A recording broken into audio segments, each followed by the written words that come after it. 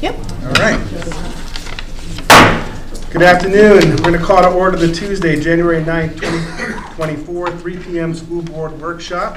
If we could please rise for a moment of silence, followed by the Pledge of Allegiance and the national anthem.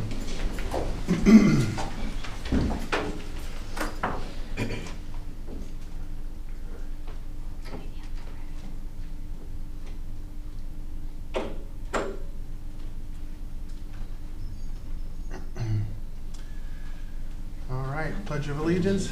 I pledge allegiance to the flag of the United States of America and to the republic for which it stands, one nation, under God, indivisible, with liberty and justice for all.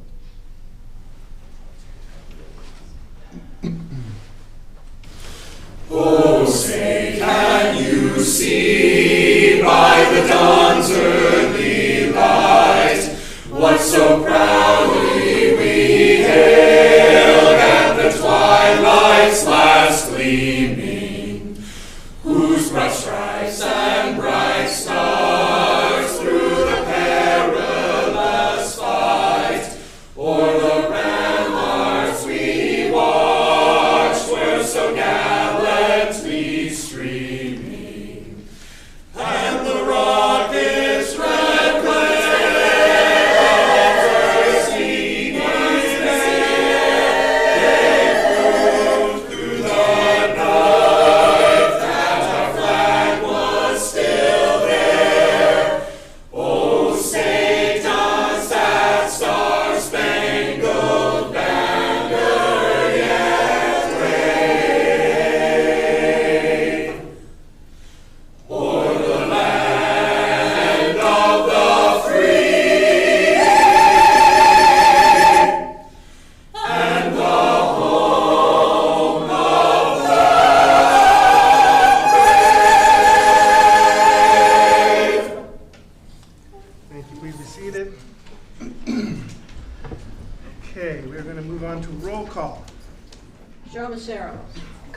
Present. Sally Hunt. Will Furry present. LaShaka Moore. All right, so thank you. We are going to move on here to additions and changes to the agenda. Are there any? Yeah. More? Okay. So then we will move on now to public comment. Do we have any members of the public signed Yes, up? Ms. Daisy Henry has signed up. Okay. Ms. Daisy, if you'd like to please come to the table. I believe she's speaking on the Carver Community Center, Okay. but I don't want to make an assumption. Good evening, Mr. Chair. Welcome. I hate to be the one first to complain, but as I come against about the ILA, and last time at your last meeting, it was a discrepancy against y'all signing in the county signing. Y'all had a different one, and the county had a different. So, question is, are y'all on the same page today to go forward in this? And as I stated before, y'all need to realize that. And I told you again, the payout program, I guess, over the world is good. But it's not good for the Carver Gym, and I don't care what nobody say. A lot of times, people do good until they get in. And when they get in, it's a different stroke. That change colors. And one thing that I had discussed, you talking with Dave and Ms. Moore, is about art attitude. He come in like a gorilla, throwing his weight around. And so you can't retrain people for what they already know. Your attitude, a kind word turn away wrath. And see, he didn't come in with that attitude. And he haven't win the trust of the people. And as I told y'all before, he lied about a lot of things to even get monies that he's supposed to build his own place, but he's gonna do it at 202 East Drain Street. And nobody even looked at that. But see, there's a lot of things that y'all are doing, you're not looking at the whole picture. Our children's life is at stake. And if we lose that to PAL for whatever, they saying they're gonna do stuff. But PAL is a nonprofit organization with a 501c3, just like my church, and I'm independent. And see, so it makes a difference with the 501c3. And the question was asked too, even by you, Brother Chair, why have any other cities had a payout in their community center? when the board was up here. Nobody answered that question. Then the question was asked too, could y'all go to the state attorney to, ask the question about LIAs? The county said no, then y'all saying no. And I don't hear anything from the city. So the city must be just got their head stuck in the sand. So justice is blind on sides, and eyes need to be open in a lot of areas. Questions need to be raised. The community is really is upset in the way the things are being pushed and shoved around. And like I said before, it's over 15 to 20 IELAs out there, and nobody's on the same page. So what you need to do is just look hard at what y'all trying to do here. And I haven't looked at the latest one. I was just reading back there. But it might be, and just like Ms. Gavin had brought up some points, you need to consider the whole thing. And you're talking about monies. Why is the South Side the only one center in need for money? Y'all got things all over the county. So, but it's targeting our area. And I'm really concerned about what's going on. Thank you. Thank you. Thomas Hudson on Carver Gym. I really have two topics, so I don't know which one should go first.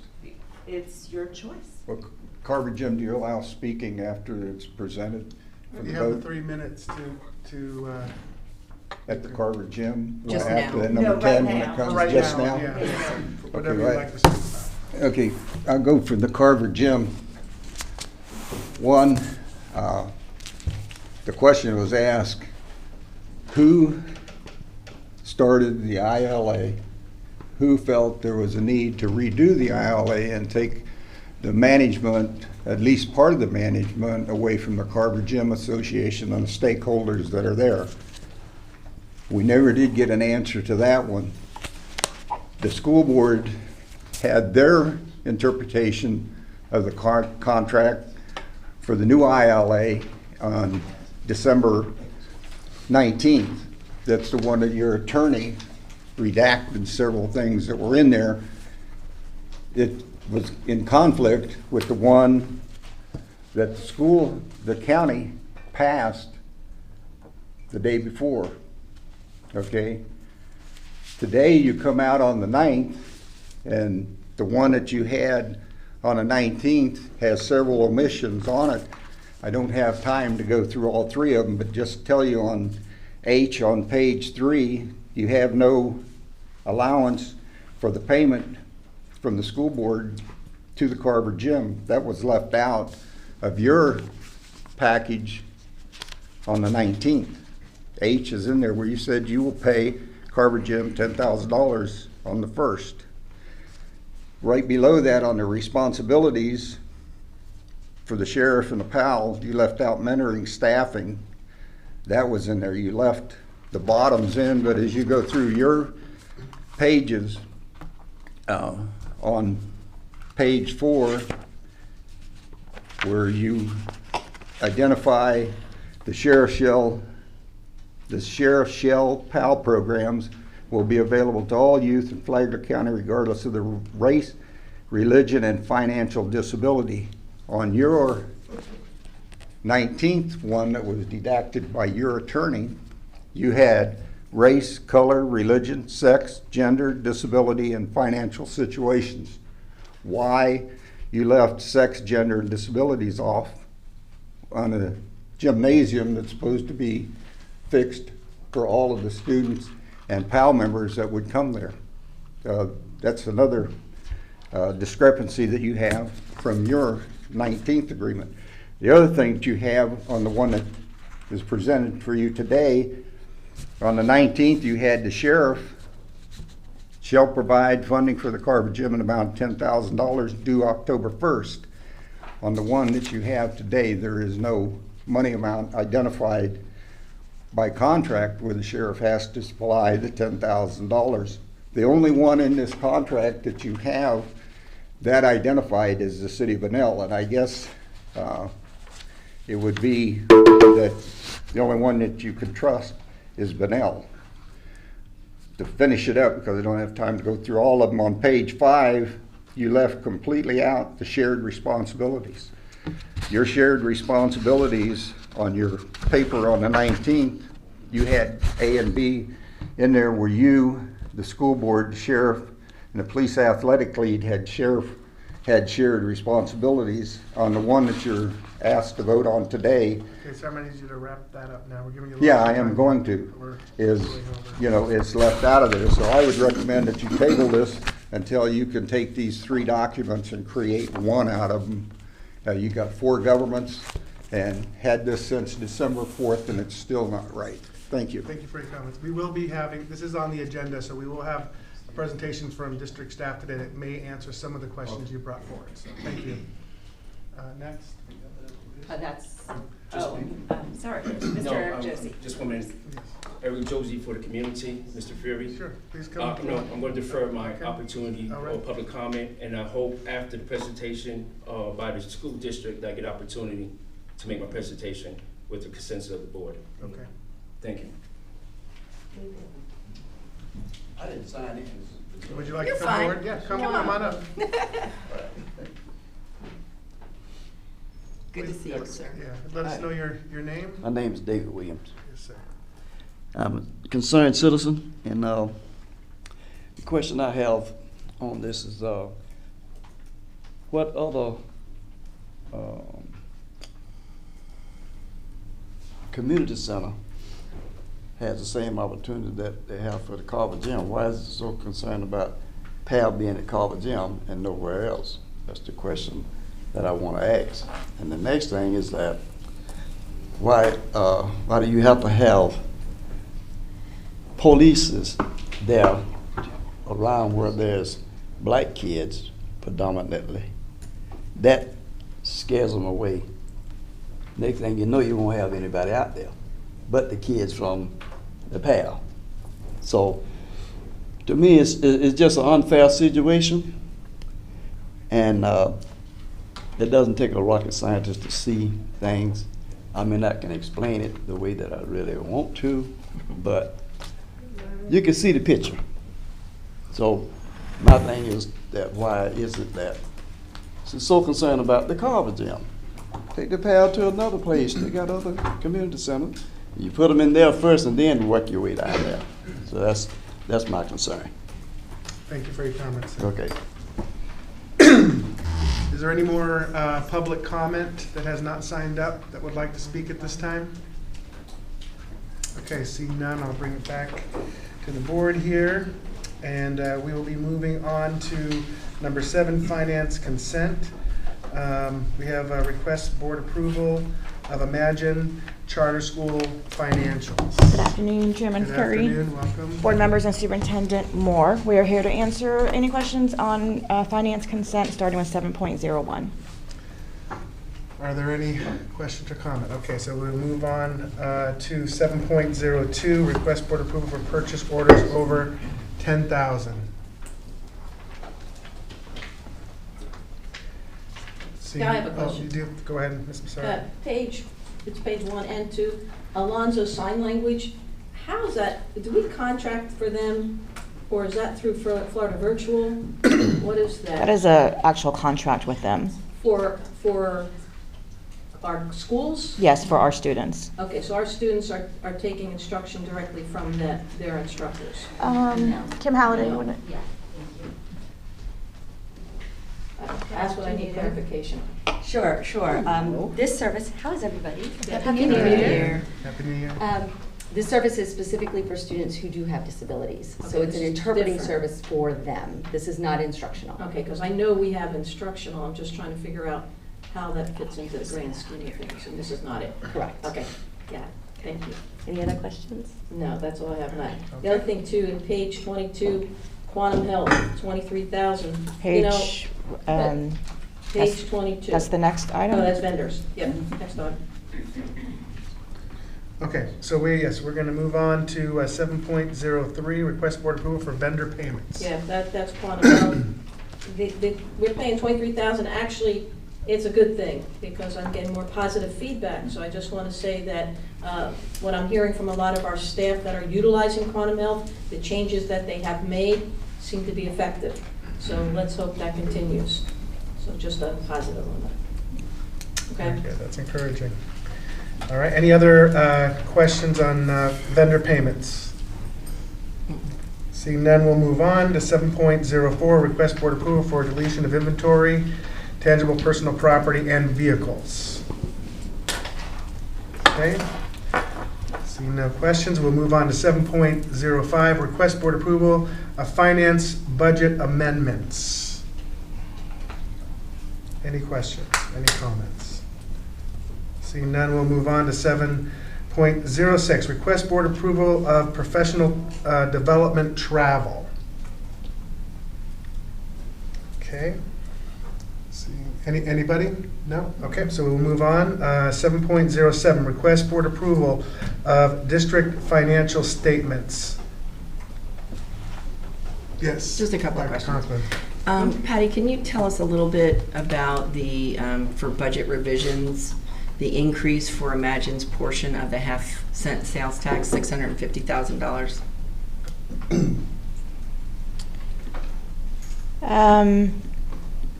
Yes, when the actual budget for the half-cent sales tax was done, it was not calculated based on their enrollment. This is their actual amount for sales tax that we did budget for, but it wasn't added into Skyward. Oh. So that is their annual amount that was already factored into Mr. Deasing's budget. Okay, okay.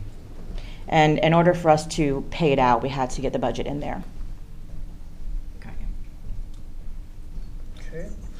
Any other questions regarding district financial statements? Okay, seeing none, we'll move on to 7.08. Request board acknowledges receipt of attached schedule of impact fees collected. Just a question, Patty, when will we expect the second quarter? It should be coming in soon, should it not? Now, these run at least 2 to 3 months in arrears. Yeah, okay. It'll be a while. Thank you. You're welcome. Great.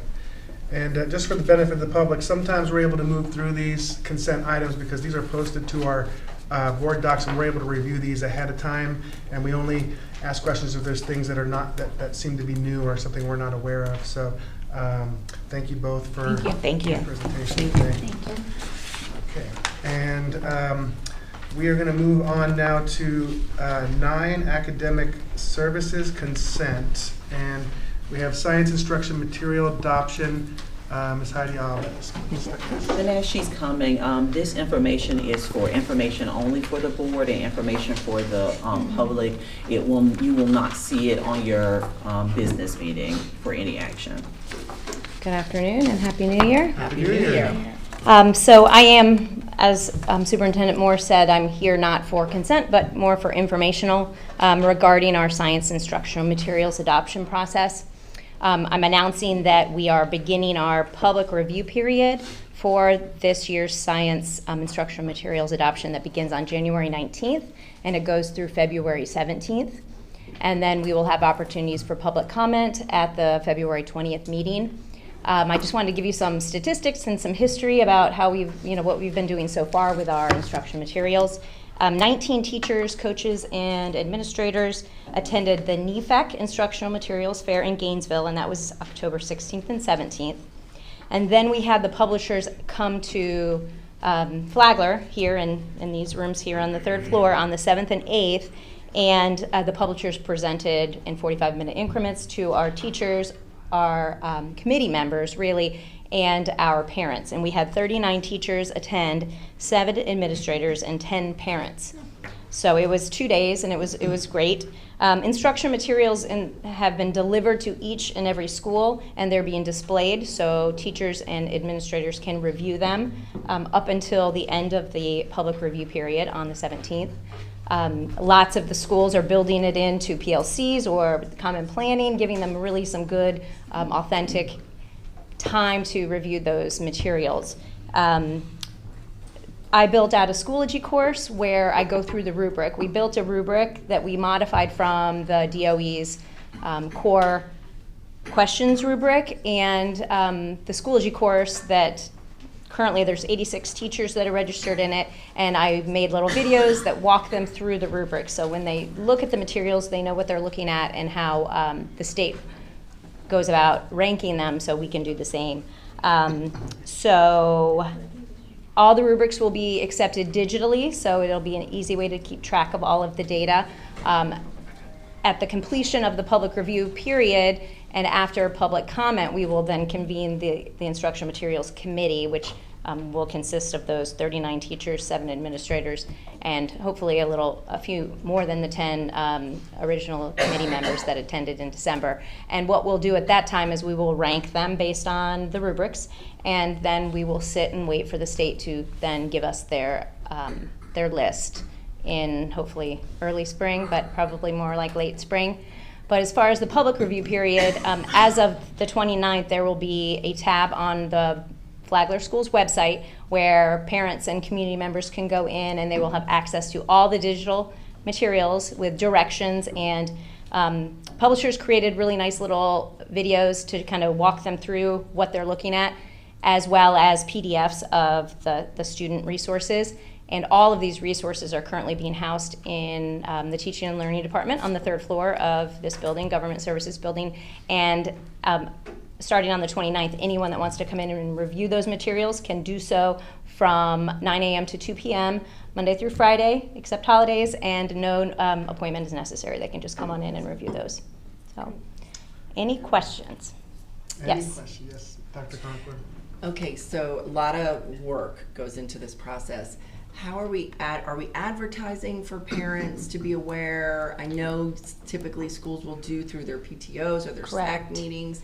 How are we informing families and community members that they can participate in this process? Well, we are definitely, everything's on our website right now as far as our calendar of events, but we are really leaning on schools to reach out and make that information known. I'm getting text messages and emails from principals and assistant principals, asking when is this going to go public so everyone can review it, and can they come in? I actually had 2 calls today. When can they come in and just review it? And they were really happy to hear that they didn't have to make an appointment. They could just come on in. So, do you think we could possibly think about maybe even doing either a letter to the editor or an article in some of the or press release or something? Just because a lot of people, if it's just on the website, they won't know, or if it's just through SACs or PTOs. So like an alert? They won't know. Okay, Sky Alert, okay. We can absolutely do that. But because like we really so that want it's out in the public, right? Exactly. So it's in the newspaper or something that not just school people would know about. Okay. So besides the Sky so Alert, we can work with Don Okay, perfect. In order to get that information out. Because that's one thing we always hear. Yeah, the schools knew about what we didn't know about. As community members. So I'm talking about community members. Sure, absolutely. Do an article or just, we're in the middle of this curriculum review process. Here's open door invite, blah, blah, blah, blah, blah. Perfect. Just to add that real quick, I mean, it would just be good to have, not necessarily a policy, but what is a best practice or what we do anytime there's curriculum review of it goes here, Facebook page, whatever. Gotcha. So I think and we do send it out to our families, post it on our website, social media, those things. But you're specifically talking about reaching more so to our community to come in and review the materials as well. And so we can definitely add that to our process guide for instructional materials. Perfect. That's a great recommendation. And I don't think people really realize all that goes into the process. Right, absolutely. And really the rubric in itself, we took, like I said, we took the core questions rubric from the state, which is quite lengthy, and we used that for our teachers and our administrators, and then we pared it down a bit for the community, but I also added a few things in that I felt were important. Not necessarily for the community, but definitely for the teachers and administrators, because we have so many new teachers. And so when teachers are sitting down to look at these materials, they should look at what kind of supports are in those resources for those brand new to teaching teachers. Even the veterans could use a few, they might, see something in the teacher resources, or how are we scaffolding and how are we providing additional supports for our students. These are things that I think the DOE's rubric is great, but it's super generic, because it has to apply to every single content area, whereas I think that we have done a really good job, and I worked closely with Amy Farrer, and we looked at the rubric, and and decided, and also based on some of the neighboring counties, what did they include in their rubric that maybe we can add? Because I think it's just, it might make it a little bit longer, and I had to, apologize to teachers for it. However, I think it's just super important. This is a 5-year adoption, and this is not something we're going to take lightly because science is important. I don't know if you heard, but it is. Yeah, man. So one last question. Speaking of your rubric, right? You know what I'm probably going to ask about. So I'm wondering, were one of the things added for teachers to look at were labs, experiments? Yes, absolutely. Ease of use of. Yes, for sure, absolutely. Because I know that our current resource for elementary had a lot of things that were activities over labs, and we had to really go in and make modifications to make those true lab experiences. Yes. So we put in a lot of work, and we invested a lot of time, which was very worthwhile. However, why don't we look for a resource, and that should be something that we need to really put our finger on and say, is this what we want? Yeah. So, perfect. I mean, everyone that's come to sit and walk through things, and everyone at the schools, they're just amazing. So, I mean, I couldn't be happier with it. And I lied. That's okay. When we do the purchase, when we're looking at this, I know in the past, whether it's reading or math or science, sometimes we'll get a portion of the resources, but we won't get all of the resources. And sometimes it's viewed that the additional resources are the niceties, when really, truly, those additional resources can make or break what's going on in the classroom. So when we're doing an adoption, are we looking at investing in all of that? We are looking at all of the things, but I will say, just with my 10 years of experience plus, in the classroom experience, oftentimes those additional resources, like the kits, are cotton balls and yarn, and I would buy rather cheaper on your own. Yeah, but the activities themselves need to be rigorous, and they need to be meaty. But I agree, if there's equipment and that sort of thing, I'm working with federal programs now. I've got some funds that I really want to show some love to the elementary schools, and it will be for equipment and things like that could very well support this adoption. That's the plan. Okay, great. But any of the portions that are connected to our students accessing the curriculum and the standards, those things we would definitely look at purchasing through the adoption.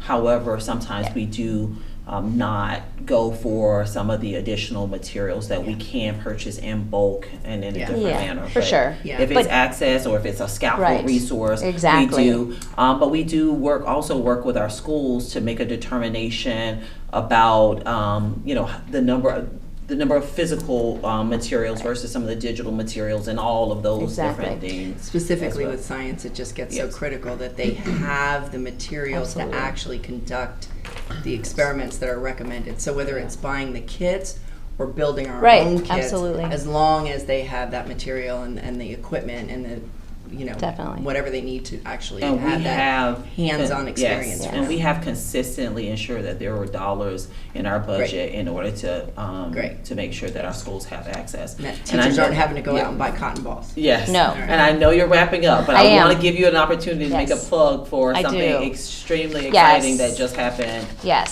for one of our teachers in our school. One of our schools. So Carly Stasa, she's a first grade teacher at Old Kings Elementary School, and she is the feature in the STEM magazine for this month, and I did make a copy for everyone. It's on our website. She basically does a turtle conservation project where she does an after-school program, and she is the feature. And she mentions Flagler schools, and she mentions how she connects all of this to her students. This is a big deal. It is a big deal. So it's on our social media, it's on our website, and she is an amazing inspirational educator, and 19 years of classroom experience. She has such a passion. If you ever have a chance, go to Old Kings and introduce yourselves, because she is amazing. This is a big deal. That's a big-time magazine for education. Wow. And one of the things that we're really focused on right now is beyond just the normal things that we provide, but really highlighting the different experiences that we give to our students that most people may not think that they ever have. And so this is one of those things, and as much as possible, we're going to bring those things and share them with you. Super. Awesome. And I'd spend all day here, but there's other stuff people want. Everything we're looking at's been adopted by FDOE. Well, it is on the list. But it So hasn't been cleared yet. nothing has been cleared yet. Okay. So that's why we rank. We're doing the ranking Okay. system. And Okay. all of the publishers have the rubric, and they have all of the things in advance. So what they bring to the table should be, but that's, Which is why she said that we will wait. We will wait. Expect that? So we're gonna wait before we bring Yeah, good, anything 'cause to we've this run into trouble board. with that in the Yes. past, and I wanna Yes, make no, Yes. sure we're clear.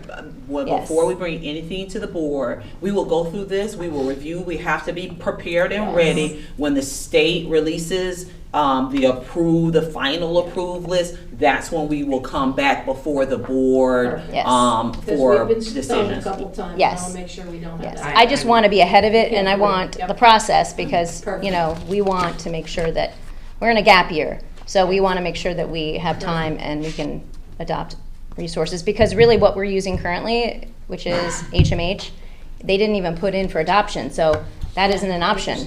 So it's not an option Okay. moving forward. So, Thank you. but if you have any other questions, y'all can just let me know. Okay. Thank you. All right, thank you very much. All right, so 9.02 overnight travel consent, that's Mr. Reeves. Is he returned? Nope, Mr. Marcus Sanfilippo. Okay. Mr. Reeves is en route to, back to Flagler County. They are traveling behind the storm, apparently. Yes. But I won't talk about how great of a job our students. She's amazing. I heard. I know, amazing. Well, good afternoon. Good afternoon. How's everybody doing? Very good, Happy New Year. Happy New Year. So we have a group of students traveling to the University of Tennessee for the percussion program at MHS. So basically, they're just going through, they're driving up on a Friday, performing on Saturday, presenting, they'll be listening, be judged, critiqued on their performance, and then coming back on Sunday. It's That's a great trip. Yeah, it's pretty Great cool. experience. It's all Yeah. wealth experience. Yeah. Go Bulls. Yeah. Any questions? Nope. Mrs. Sanfilippo? Okay. All right, we are good. Thank you very much. Thank you. Thank you. And so we will move on to operational services consent. And we're at 10.01, George W. Carver Community Center Interlocal and Facility Use Agreement. And Mr. Walker, if you could please join us, and Mr. Freeman. All right. Good afternoon. Good afternoon, Board, You Superintendent Moore. both are just losing, taking it, making some changes. I took what he lost, don't worry. It's like two new men here. Nice to keep you guessing. It's a new year. It's a new year. Happy New Year. Happy New Year, gentlemen. Board, I just wanted to give you a little update on where we were. The last time we met on the 19th of December, we brought a ILA to you that had some comments from our attorney that we were looking at. We updated board docs with the county's ILA, which is dated November 13th. That was the one that went to the county and was approved. So we had the attorney look at it. We brought those forward to you on the 19th. After that meeting, Joshua and I met with the county, Jorge, and our Flagler County Sheriff Office, Chief Williams. We made some corrections that was discussed at the table here with the school board. I sent a copy of those corrections to the county and to the Flagler County Sheriff. We received those back. We had one minor change to it, which we have made the change in this document. This document is dated the 8th of January. That has all the changes incorporated from the 19th of December meeting from our school board attorney. You all received an email from Joshua.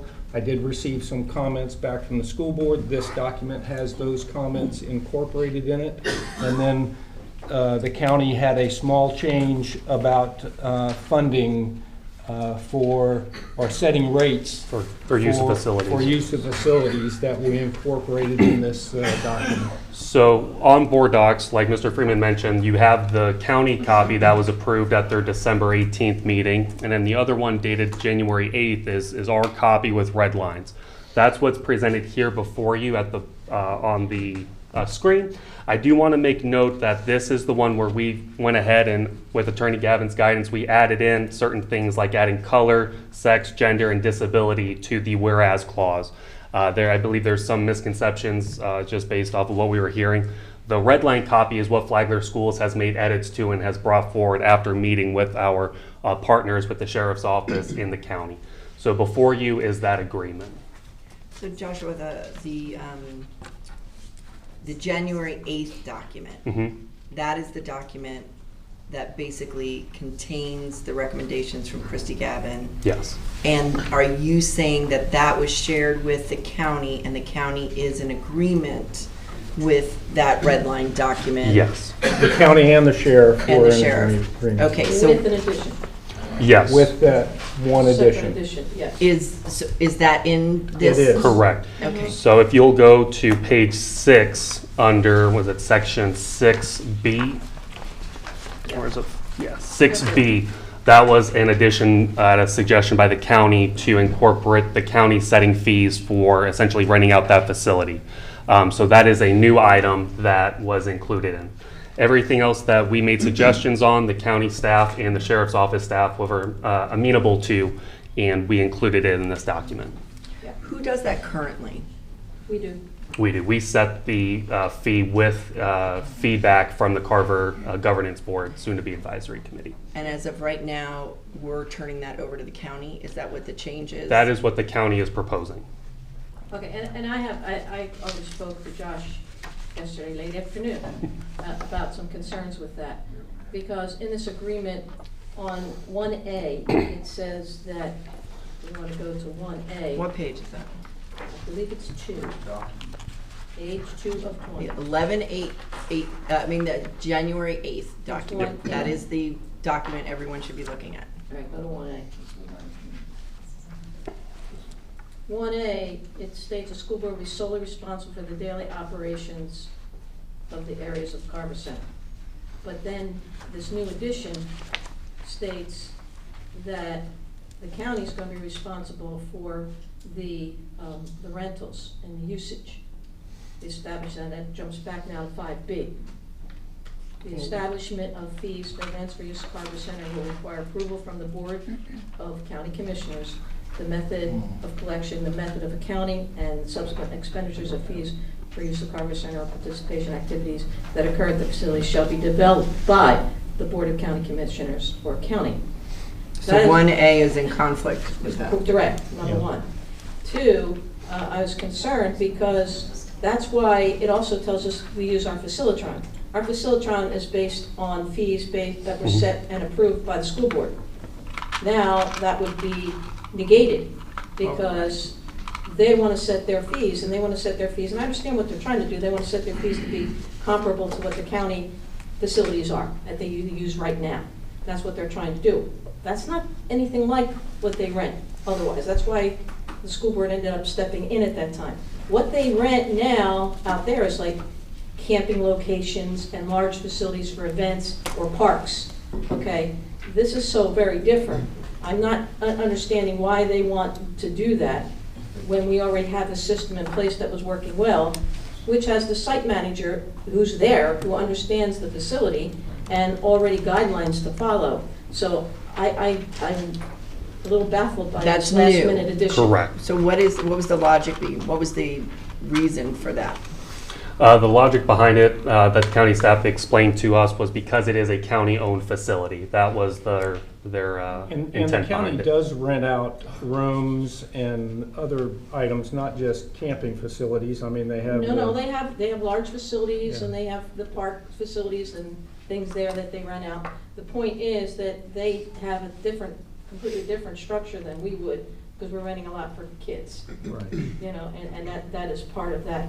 I mean, this final agreement that we received, I think, is so much better. As I said from the past, PAL needed to be removed. It is. That was the number one goal. Because not that they need to be removed from, they've been utilizing that facility for years. That's not new. PAL has always been utilizing that facility. With the sheriff coming in, I think they can get a little more use of that facility. It depends what program they have, and they can work together to schedule it and use it properly, all right? But I don't see how we can be solely responsible and yet giving out the rental. And then what kind of structure is the county going to develop to receive applications, to go through applications, to get time frame and approvals? I mean, I think that's all part of what's written in there. And what's Well, it cost? I don't think that the process would change. We would still use Facilitron to make reservations at the facility. The county is basically wants to say that they would like to set those rates, okay? But we don't know what those rates are. We don't know what those rates, I think that and we haven't added anything. Should we not know them? Yeah, Know what the rates before we are? approve anything? Well, I mean, that's, It would probably be set new, because to my knowledge, the county doesn't operate a gymnasium at this moment, so it Right. might be something where there's not a comparable facility as far as that comes. That's a conversation we can have to see what that would look like. I know there's potential rewarding we could do so that when it talks about the method of accounting and the collection of it, would probably need to be in the school board's hand, and that would be Facilitron. So I think a further conversation will need to be had in regards to that, given the feedback we've received today. yeah, we think that the method with input from the school board and the Carver Center of collection and method of accounting should be with us, not with the county. Right. And so that would be strucken Yeah. from that sentence. So But we didn't want to change that because we haven't talked to the Yeah. county about Right, that. right. No, so I mean, I think other than that, I mean, we are now in a clear ILA agreement that I believe is legal because it does not specify PAL in any way, shape, or form. So that is a plus. And I think this is basically right. We just need to work out how that next piece of it works. The part that they fill in. Well, the facility, I'm sorry. Yeah, Bill. well, right now, when we collect the fees currently, we set those rates, and then We do. are those monies going on to the county No. now, or are they staying with? Those are being held in an internal account for our staff to use to put back into the center. Okay, so then, in this new proposal, we would still be using Facilitron, but the county would be setting the rates that we plug in there. And then where would that money be going now? Still into the fund now, or would it be going to the county now? The original intent of the request from the county was they just wanted to set the rates for it. They did not communicate wanting to receive the funds from us. But that is something we could look to further clarify with them. Yeah, I think it needs to be Yeah. specified.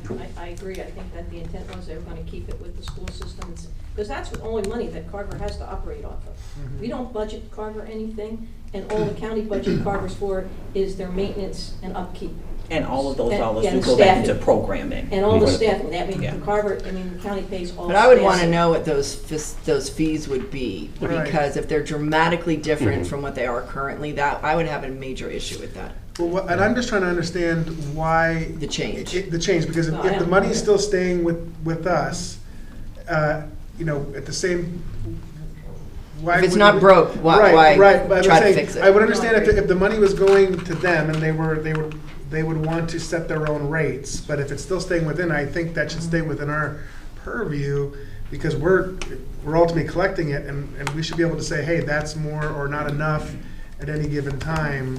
And I agree. I think the only balance there is the fact that they are paying $70,000 or $170, whatever it is they pay, because they pay all staff. Right, but They they're work not for even- us, but they pay all staff. Right, but they're not, So it's they're not trying like, to, that's what I'm So thinking. but are they looking to offset? That's So what- No. that's what No. so that at the end of the day, It's still, it's still just, it's money that goes into, our account. that goes. So, to- if we're not offsetting anything that the county is giving, then I don't really see why we would The give up change. that, We don't would need make to that make a change. I agree.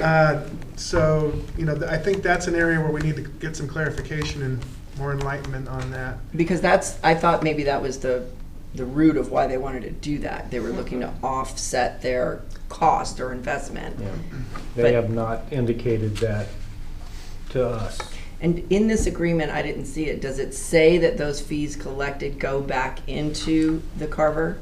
for programming purposes? So it's revenue generated at or by the Carver Center and related facilities shall be used to defray costs of the school board and county in implementing this agreement, and otherwise upgrade the facility. Okay, so that to me sounds like that would offset their costs. No. Yes. No, I'll explain why. But Because listen- they don't pay to offset anything over there, except they pay for staffing. Right. That's all, and they're not gonna take money No, towards Cheryl, staffing. listen to the language of that again. Can you read it again? Read it again. This is C under 4 Yeah. or 6. Revenue generated at or by the Carver Center and related facilities shall be used to defray costs of the school board and county in implementing this agreement, and otherwise to upgrade the facility and/or furnishing/equipment. Okay, so it said and/or county, so it And. would- Deferred costs. Defray costs. Yeah. So that, And/or upgrade the facility and/or furnishing And equipment. that's always been that way. And we have It has always always been That's that not way. a new used that term. money No. to It's always been either that way buy because it goes back basketballs to or yeah, it goes back. They don't. whatever we needed for Nobody equipment. budgets money for the Carver Center, okay? Except the county, we don't. The county budgets for the staffing and any maintenance. That's what they do.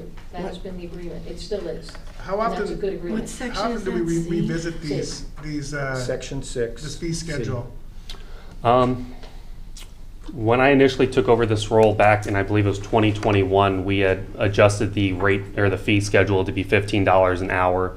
That was something we presented to the Carver Governance Board and they voted on and we implemented. Before that, there was like surge pricing depending on the day, but with the community, we felt it was best just to have a flat rate of $15 an hour. It made it easy for anyone in the community looking to rent the facility. So it's probably been about 2 to 3 years maybe since the last update. My only concern with it is that as just leaving it open there, is if somebody comes into office and wants to do a very, large scale improvement potentially and raise the fees accordingly, that could be a little bit higher than the community may be able to absorb. I'm not saying that could happen, but anything can happen. And so there should be some balance there where, we have input on that in some way, shape, or form, whether it's a mutual agreement or it stays the same with us, setting that fee. So in B, 6B, Yeah. is this language recommended by the county? Yes. This was recommended, this was a last minute change that we received from the county. This is, the B is the last minute change. Correct. And It is. here's my worry about this piece, is previously, right, whether the decision to charge fees or not for events or use of the Carver gym, the method of collection, method of counting, all of that was up to basically Carver. Correct. Up Yeah, to the but school board. now- The school system. No, but now, any kind of event, they're gonna have to go with prior approval before Yeah. the Board of County Commissioners? Yeah, So- and that's where I have a problem. So with the feedback we've gotten, I believe there needs to be a bit of an update to it where it states, the establishment of fees for events occurring at Carver Center, it will require approval of the Board of County Commission. That would take away the approval of all usage, just the setting of fees, with the potential of getting input from the school board and Carver Advisory Committee on that metric. Let's just It doesn't work. It doesn't If a work. repass is next week. Right, you can't go and they don't before the meet. board. You can't go through the board, right. Oh, So I that's believe what it I'm- needs to be He's a, yeah. suggesting that if the Board of County Commissioners language is in here, that they would set a fee schedule. No. They will provide us with a fee schedule, And then not we'll that and that we will utilize. Yes. It wouldn't be that everything would go through it. But what we're hearing from from this board, one, is if that was the route we were going, what is the fee schedule? How much would it cost? But preferably, this board believes that the setting of the fees for rental should remain with the school board. I don't even have a big problem with the setting fees, but it does say here will require approval of the Board of County Commissioners. That's the establishment of, so I think what Yeah, we can make an edit for that. I'm reading it wrong. I think you're reading it like I read it. Look, it'd be This read is that the way, that's- establishment, it's the establishment of the fee schedule. Not for the events establishment. Or use. So I think it's the or use that's The or use issue. is the problem. And we would recommend taking that that or out use and out, yes. putting occurring It's at the or the use, right. Carver Center. So the It's the or establishment use. of fees or for events occurring at the Carver Yes. Center will require approval. Yes. Yeah, because the idea of getting Yes. a prior We're on approval the by same the Board of page. County Okay. Commissioners. We're on the same page, I That's got not it. gonna happen. Yes, that's where the problem is. And that was a last minute add anyway. Yes. See, the original document that was already approved by the county should not have ever been presented at the time because neither of the other constituent Entities. groups had discussed it. So I feel the county was way off on that. Now they're going to have to go back to their Board of County Commissioners once we get an approved document. And But it sounds like it's been vetted now at this We're point getting with there. county staff, with Well, the yeah, we're exception of getting me. there, Yeah, With the exception of county administration has made it clear that once we have a document acceptable by the school board, they'll be looking to take that draft back to Yeah. their county commission. Yep. So the And only that's good. blip now is B. Correct. Right. So, I mean, I'm thankful for the changes that were made by our school board attorney. I don't think they're doing any changes from the city of Benel. They'll probably take whatever we have, because their responsibility is relatively clear. Correct. And that should do it. And the same, the Flagler County Sheriff Office goes with the county, so we should be okay. Now, this was posted when to board docs? Was this posted today? This was posted yesterday. Yesterday? When, after we got our change from the county. Okay, so the reason why I asked that, because we had some public comment with some concerns about some of the language The there. older And I don't know, they may have seen the older one, No, not yeah. the current one, so you might want to update. And this is labeled as 1/8, school board revisions 1/8/24. Well, I think we're on the same page now. No. If we get that cleared up, we should be good to go. So for taking this back to the county side, I just want to make sure I have the board clear. As far as the setting of fees at the Carver Center, do you guys feel that should remain with the school board, or that's where I would like some guidance? I think it should, personally, I think it should remain with us. I do. If we can come to agreement on that, I think that is a good place for it to be.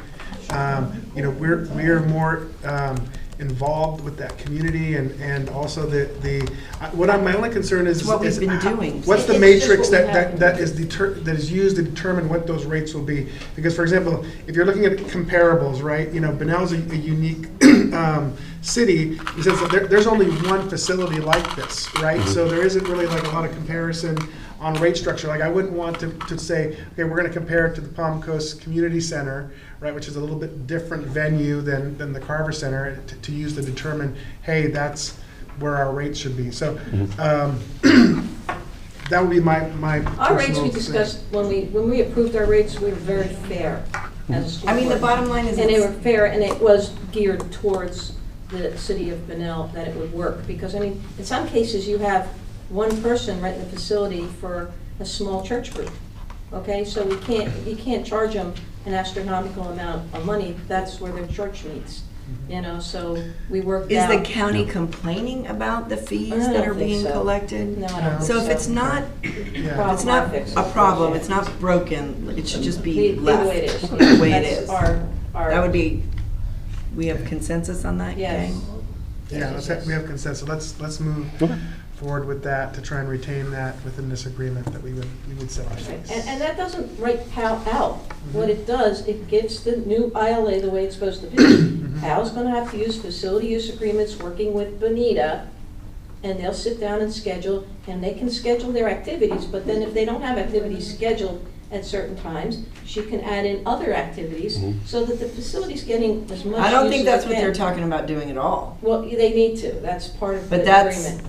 okay, now, so See? that's not, Cheryl. I The know. agreement is with the sheriff's department. Right now it So is, the sheriff's yes. department, Is gonna be able to in use this, Facilitron right, to get in this events. agreement, the way I read it, and if I'm not reading it right, definitely somebody correct me, is that the sheriff will have the ability to schedule those portions, that small piece of the Outlined in the facility map. that's outlined in the map. Right, and the joint. They will schedule that. The school district will have the rest of the facility and responsible for scheduling.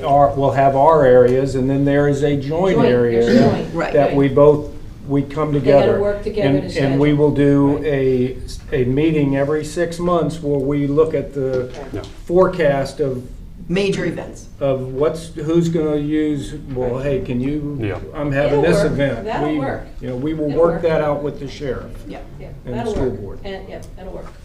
It can work. Yeah, and I just wanted to address, you know, I agree that this is,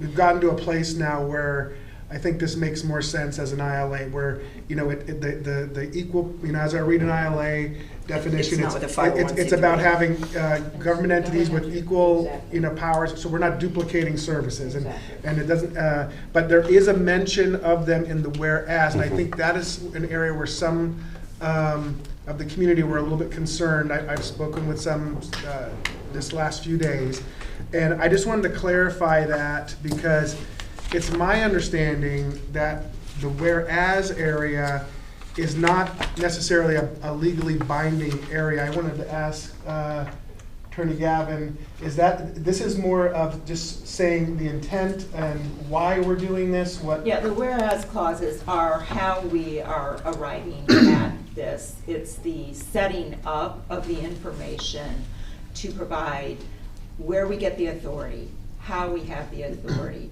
how we have the need, why we as a government entity have the ability to enter into this type of an agreement. So that's what the whereas clauses are. The key framework of what is actually being agreed to are contained then in the articles. Okay, so basically after where it says now therefore, is that, should the community look at that and say, now that's where everything is, the binding language The is binding below? language comes below. Below that. The above is where we get the authority to do what we're seeking to do. And, you know, I know that there's, some community members have expressed that the selection of PAL, in their opinion, may not be the best, but the sheriff in this agreement feels that that is the best partner for them at the moment, and that whereas is basically just putting that out there to the community, saying this is our intent, right?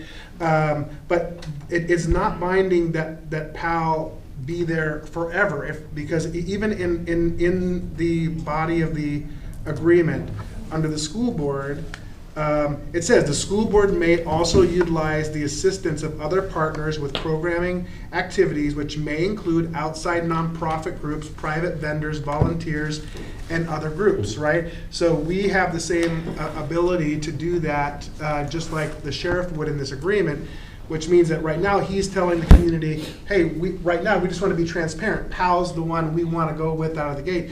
But if PAL, for some reason, does not live up to those the expectations of the sheriff, or decides to move on to something else, the sheriff could choose another entity to fill that void, right? So is that correct? It's not. They have no other superiority over any other nonprofit in town that could facilitate that service, right through this agreement. Right. Right. That is the one, because is that the sheriff's going to have a separate agreement with PAL to facilitate these programs, correct? I'm not sure how the sheriff interacts with. But it's not a contractual requirement through the ILA that PAL be that person indefinitely. No, the agreement's with the sheriff's office. Right. In there. So if the sheriff decides to make a change on his own, he's well within his right to do that, right, at any given time within his agreement. Okay, I think that's so it's not locked in, it's not forever, but if they're doing a great job, the sheriff may say, hey, this is working out great, so we just keep renewing with them, right? Okay. So, Go ahead. okay. Well, I feel like we have a community of people here who we've heard from a lot, and I feel like a lot of what they're saying is very kind of lightly being discussed, or even not at all being discussed. Does anybody at the table know the why of why PAL at the community center? And in full transparency, I don't know all of the PAL programs, right? Do they all need a gymnasium, that the community center wouldn't work, a library wouldn't work? Like, does anybody have the background of why the Carver Center?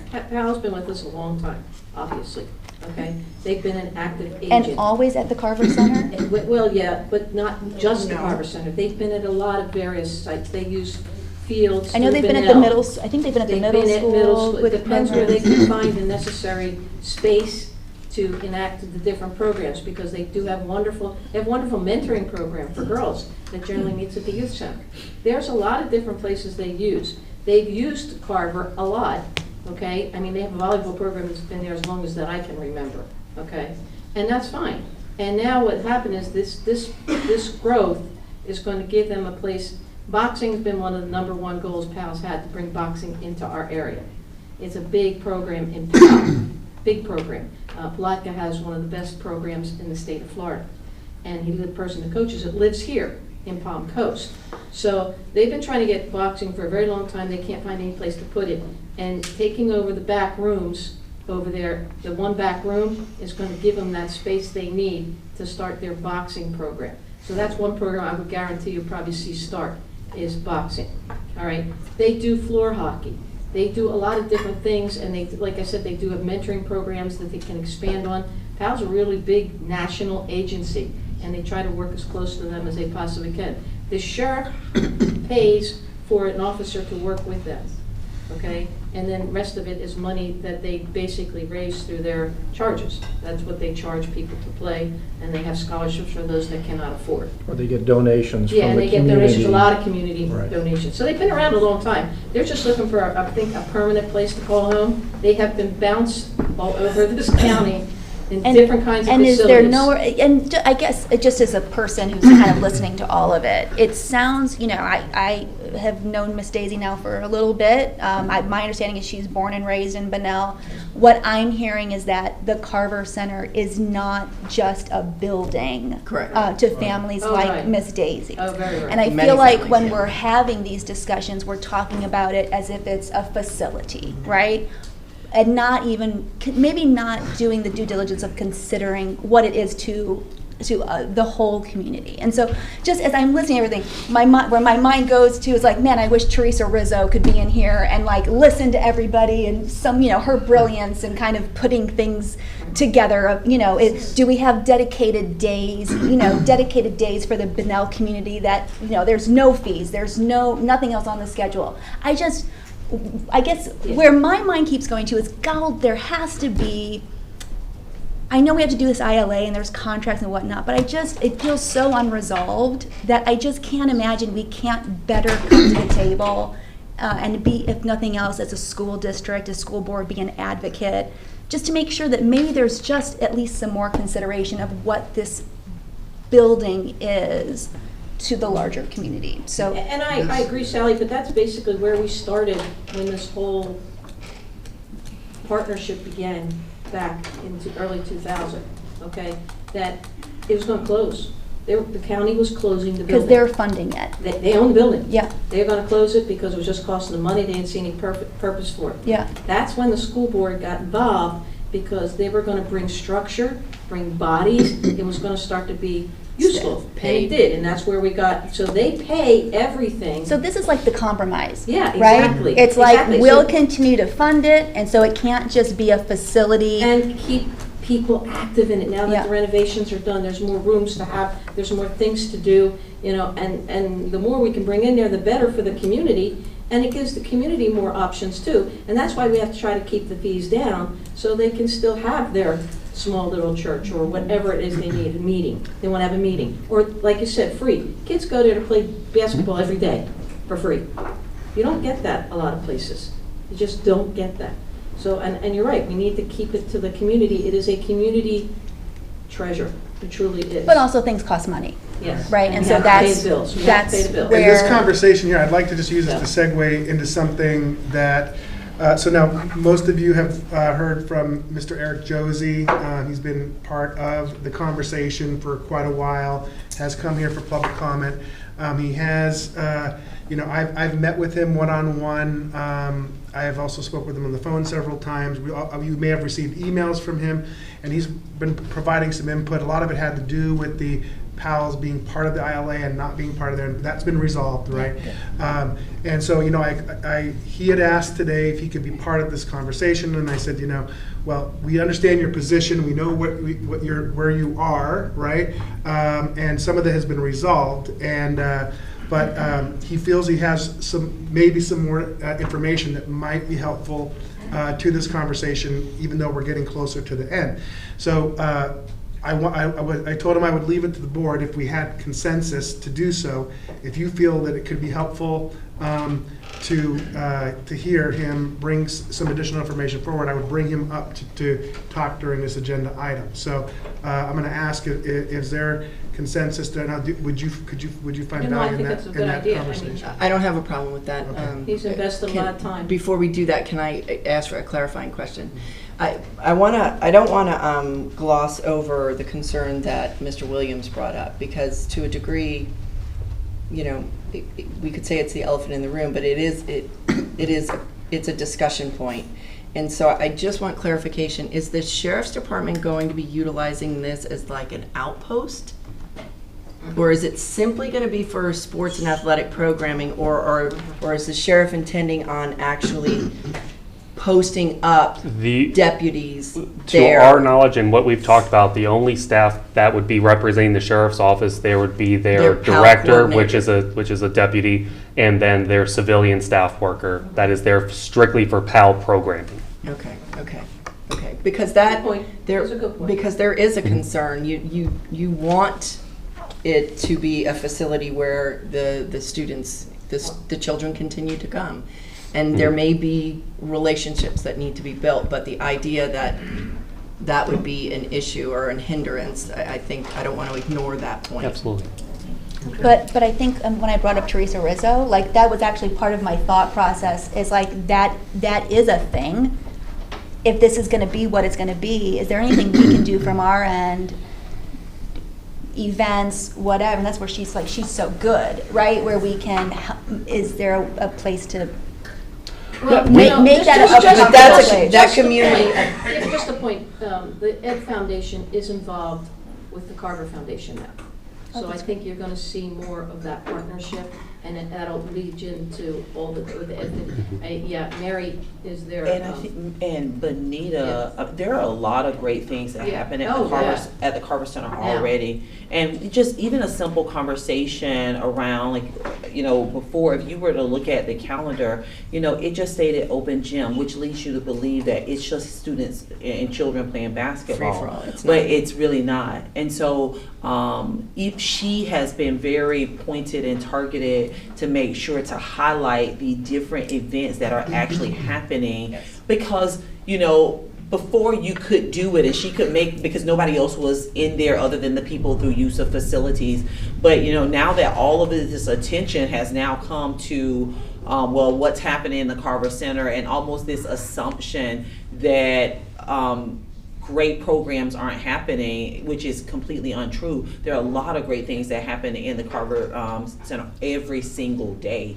And so, yes, we do have the Ed Foundation hosting events there. We have our schools hosting events there. And though those things have always happened, we are being more specific to get that information on the calendar for those who maybe are under the implication that programming isn't happening there every day. And just to clarify, I think what I was referring to, in case it was lost, is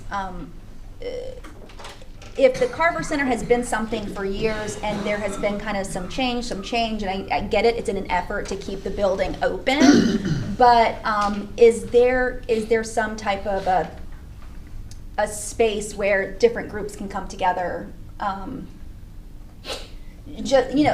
we're not foreign to each other, right? That was kind of. There's also the community center too, right? Well, it is now, yeah. Our community center up there or theirs? No, what's it called, right? I do want to make note. The First Lee Center?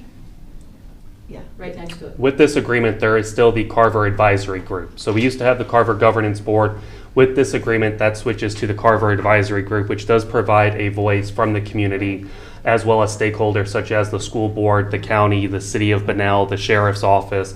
It's an opportunity where they come together quarterly to look at the programs and things happening at the Carver Center and provide input to, hey, we would really like to see, these type of events happen. We want to see kickball. It gives them an opportunity with certain community voices in addition to the community stakeholders to come together. Isn't there someone who represents PAL that is a part of The sheriff's office Yes. is a part of it. So Chief David Williams, who is in the audience today, he is their designee. He's been doing always it for a while. He's Yep. always there. Yeah, he's good. Correct. Yeah. Good representation. All right, so do I have consent? Yeah, to bring that'd be that? great. Okay. Mr. Josie, if you'd please come up and join us. Thank you. Thank you, everybody. Thank you. Thank you. Thank you for inviting me. Thank you for coming. I had a script that I had planned, but and I'm kind of glad I waited till to make the presentation because there's a lot I want to discuss. Okay, so just as a little background, for those that don't know me, I've been here since 2003, 2005. I began my work in Flagler County NAACP for a great deal of time, and I did a lot of work in the community, in the Bunnell community. So I'm widely known in the Bunnell community. And trusted on a variety of issues of where they didn't have mailboxes when I came into town. Now they got mailboxes and mail services, so that was huge. Working directly with the postmaster. So this is what I do. How I got here, they invited me. Miss Daisy asked me to come in and sit in on the ILA committee. At first I was reluctant, but I'm glad I did. I did, and here we are today. So I want to bring some things to your attention. It's very clear because as you can see, what kind of answer was busting out of the table because I didn't understand where they're coming from. I've spoken a great deal with the community, and I appreciate, I want to say this out the outset, that your acknowledgement of how important the community is to this conversation. What we heard back there was the county, the sheriff's office, PAL, school board, just kind of going back and forth, and the county is on the outside. Thus, that's why I'm here, okay? It's vitally important, and having grown up in a community, I understand what a community center means in the community. I'm sorry, I'm back to you. And what I've been through PAL. When I was on the police force, I was in community cops. I love PAL, okay? I love YMCA. That's how I grew up, and that's how I'm here before you today. So I just want to make that clear as a foundation. So when you talk about, I just want to get to the first point, when you talk about fees, I want to be very clear about that argument. It should lie directly with the school district, period. Full stop, okay? The community has trust, a built relationship and trust with the school board, with the school district, okay? And the fees, and just what you said, you examine the community, you know what the community's needs are, and you know how much they could afford coming into this community. It should wholly rely, and I think you made this conversation before, Cheryl, in regards to, it should be one chief. The one chief in this that should be involved is the school district. That's who the community trusts. Okay, so in order to us to go forward, and if you're going to have any kind of accomplishment on this ILA, we got to begin from that premise. Okay. Secondly, I read the ILA on last minute notice. I stayed up all night, made sure I got my T's crossed, my I's. I stayed up because it came out late. So yes, we did have discussions in regards to it. So there's a couple of things I want to bring out to it. First of all, I want to thank the work that you have done on it because a lot of what our biggest concerns was removed. I acknowledge that. I see it a great deal. However, I want to talk about the Trojan horse. The Trojan horse in this case is the PAO. I sat down in the committee meetings with the PAO director, with the sheriff, and again, for full disclosure, I was formed with the sheriff's office. So they know me. Mr. Williams knows me, Chief Williams knows me, everybody knows me in the sheriff, including the sheriff himself. Okay, so I have a broad range of relationships and affiliation. In this case, as I have gone through the process of sitting with the ILA, and he's been great as well, I've been taken back at this push for the ILA and this demonstrative attitude coming from the director of ILA, which caused me to look further into the statute. And make a long story short, I'm not going to belabor the point. At the end of the day, in the whereas, let me be very clear, the whole agreement is binding. There's no one part is not binding or whereas not binding. The whole agreement is binding. And it's clearly that the Trojan horse, the PAL, is what's going to come upon execution of this ILA. Even though you remove PAL and you put the Flagler County Sheriff's Office in this place, we understand. I want to be very clear about this, and listen, you know, you can look it up or whatever the case is, and I urge this board to verify what I'm saying. There is no such thing as a facility use agreement in the ILA, period, in the state of Florida, period. And I encourage your council to look it up. Number two, it's got to be separate. I already said that, okay? And number three, the Flagler Sheriff's Office has no authority legally over the PAO. The authority over the Flagler Sheriff PAO or any PAO is under the authority of the national PAO, which has board of directors, which has bylaws, which has regulations. Now, there's been a lot of confusion because we have obviously a member of the sheriff's office that's executive director. That is executive director. That is common. You know, there are law enforcement that have assumed positions voluntarily and employment-wise with it. They're still separated. This is what you call a conflict of interest. It's got to remain separated. So on that note, even though you try to amend it in a certain way, the Flagler Sheriff's Office cannot purport whatsoever, and I believe I'm on like legal sound grounds, because I encourage you to find an identical ILA where the PAO is in an ILA that's purported by the Sheriff's Office or any county or any city in the state of Florida. It does not exist at all, period. Now, if you show one, I encourage you to refrain or hold back from an opinion. Let's get a like-minded, a similar ILA where it says facility use agreement and ILA. It don't exist, but I'd like to see one that's been executed in the state of Florida. Or we see the sheriff's office reporting to use a PAO in an ILA.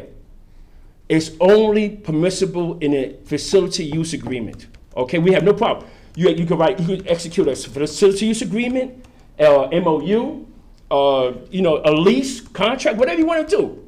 When you talk about an ILA, and it's very clear in the law, this is not just a law, it's an act that was created in 1969. And it has no place for the PAO, period, even if you take it out. So I want to be clear about that. And I hope that we could come together and this just not be a situation, hey, we got to endorse it, and everybody endorse it, because, even after you endorse it, you guys are not the final say. And I hope we don't have to resort to that. You understand what I mean? You don't have to final say. So why not put that aside, and maybe we could lower tensions about this whole thing, bring it down, and talk about how we could do this with a facility use agreement with the school district and the PAO. And maybe the PAO himself could come in and talk about what he wants to do. This shadow and recess him back into the sheriff's office, behind the sheriff, behind the Flagler Sheriff's Office title, in this facility, it's not going to work. It's not going to pass muster. And I hope we won't have to, go to that tax. And I already said before, you don't have to believe me. We could run this. I gave you 2 questions. I sent everybody here an email on this board. And I gave you 2 questions that you could copy and paste to the Attorney General for an opinion. 2 weeks. A 2-week turnaround at no cost. Now, if you go ahead and execute this agreement, where everybody's just leaving out the community, I'm telling you it's not going to stand, even after execution. And what's going to happen is everything's going to be stayed, and we're back in square one, just holding our thumbs about what's going to happen next. Let's not go around the circle. Let's not waste time. Execute a facility use agreement. Can I ask a question, Mr. Joseph? Yes, ma'am. So, just to fully understand, are you saying for an ILA to exist, it would simply only be between governmental entities? Meaning school district, county, not sheriff, county, a city of Bunnell. Right. Right? And that's it. And then outside of that, you would have, just like we do now, a use of facilities agreement that would be utilized by, whether it's PAL, whether it's another entity or organization, that would be how that would go if it was to be utilized. I appreciate the question, and here's the answer. I always resort back to what the law says. Mm-hmm. Statute 163.11 is very clear on it, and I kind of you know, I think I'm not sure how many legal writings I gave to you guys, but it's very clear on it. The only exception to a private entity, as we're discussing, whether it's a 501c organization, the only exception is legal. PAL is not. It's not a legal entity. Administrative. I'm saying it's verbatim. It's not administrative. And it's got to be created as a direct result of the ILA, meaning the PAL can never existed before. In other words, it's created. And that's what the law says. So I revert back to the law. And I stand on that. And that's where this whole thing is going to fail. Yes, ma'am. Yeah, quick question. I mean, because you're bringing up the organization PAL again, right? So, and I understand your comment of like the Trojan horse, like I get it. But as far as like the contract, it would help me to stay with all of the discussion. Yes, ma'am. Like of what, like not Trojan horse and hey, I think I know what they're trying to do here, but what is the actual organization? So to the question, is the sheriff's office being in the mix of the contract, and they are, correct? Are they, because they are public, right? Oh, sure. Yeah. Is that, because I get it, we're saying PAL is in there, but now it's not in the contract. Right. So is the sheriff's office, is the sheriff allowed to be? I mean, of course. Let me answer that question. If this, and I understand it has been raised whether or not there was a security, whether it's crime inside or outside. I don't believe it. I've been around the community several times. I haven't seen it. But let's say for the sake of argument, this is a purpose of community safety. You want the sheriff come in? Absolutely. You have the sheriff execute a ILA agreement with the school district, as you do with the school resource officers. And it's agreement, and you bring in whether amount of deputies to secure the facility. They cannot purport to take on an activity, management, I think I've seen programming, that's not in their domain under their authority at all, okay? The sheriff's department. The sheriff's department. Right now, today. The thing that I'm a little confused on is that in the title itself, it does mention the word facility use agreement, but it's very clear now that it says it's between Flagler County School District, Flagler County Sheriff, and the City of Bunnell regarding the George Washington Carver community. So, in essence, PAL has nothing to do with this facility use agreement.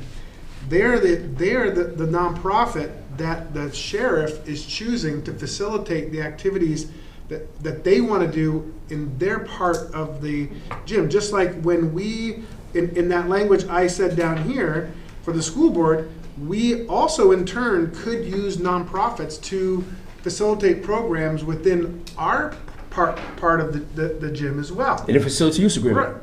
Right. So, but essentially, the facility use agreement here is not with PAL the way I read this. I don't see it. The only mention now to PAL is in the whereas area. Right. So, are you saying that if since it's not really a binding thing? It's binding. Well, okay. Well, I'll give you the benefit of the doubt. Let's say it's binding, right? So if it was binding and the sheriff took out the mention of PAL in the whereas, would that satisfy the community on that concern? Well, let me answer this. First of all, again, there's no such thing as a combination facility use agreement ILA. I researched many of the decisions from the Attorney General. You can go there, you can look at all the opinions relative to ILA. She's very clear on it. And what the ILA is, its purposes. So this is not the first time this argument has come up. And it's failed several times across the state. So my point to your question is, if you take all that out, what is the golly purpose of the sheriff's office to be there walking around the gym doing what? You know, it just doesn't make any sense other than security. I mean, so you can't proffer that the sheriff's office is going to come in and do what? I mean, you got to be programming. All that's relative to the PAL. Every function that you're purporting for this sheriff's office to do in this ILA is PAO activities.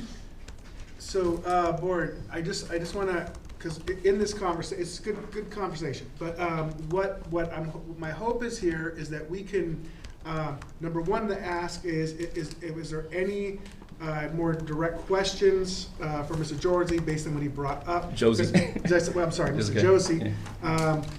Because if not, I would like him to summarize what out of what he shared with us, what ultimately he'd like What's a to see. win-win? Yeah, at the end of the day, what would make the community happy at the end of the day?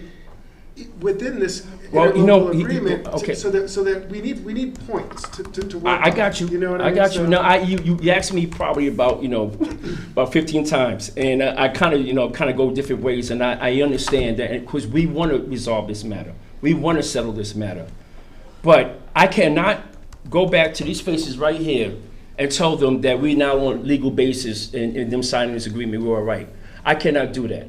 Unless, of course, it's a standalone ILA. I already told him, if this was a facility use agreement, I couldn't help you. I couldn't help because it's a facility use agreement. So whatever you want to do in facility use, because that's in your prerogative, it's in your home rule powers, no problem. But you're talking about ILA and what can be done. The only thing I can see relative at this point, that you're looking at me, but you're not going to like it, is dissolving this ILA and executing an agreement, a facility use agreement, standalone agreement between the school district, the school board, and the PAL, which is common across the state of Florida, But anywhere. how can we do that when we've got an ILA? The ILA is required because we've got sharing of the facility. The county is paying for the staff. They're paying for them. I mean, there are elements of the ILA that are needed. If we're talking about the use of facilities and a need for a separate document, okay, that's fine. But the ILA just can't be absolved. Like, it just can't be. Okay, let's say based on that. Okay, so all I can tell you, if you desire to go forward with this ILA, I'm trying to use my words very carefully, inference of the Flagler County Sheriff Office or the sheriff purporting to have any involvement in managing, programming, everything relative to the PAL has to come out, period, altogether. So if is that your concern, you have every right to do that. You're public entities.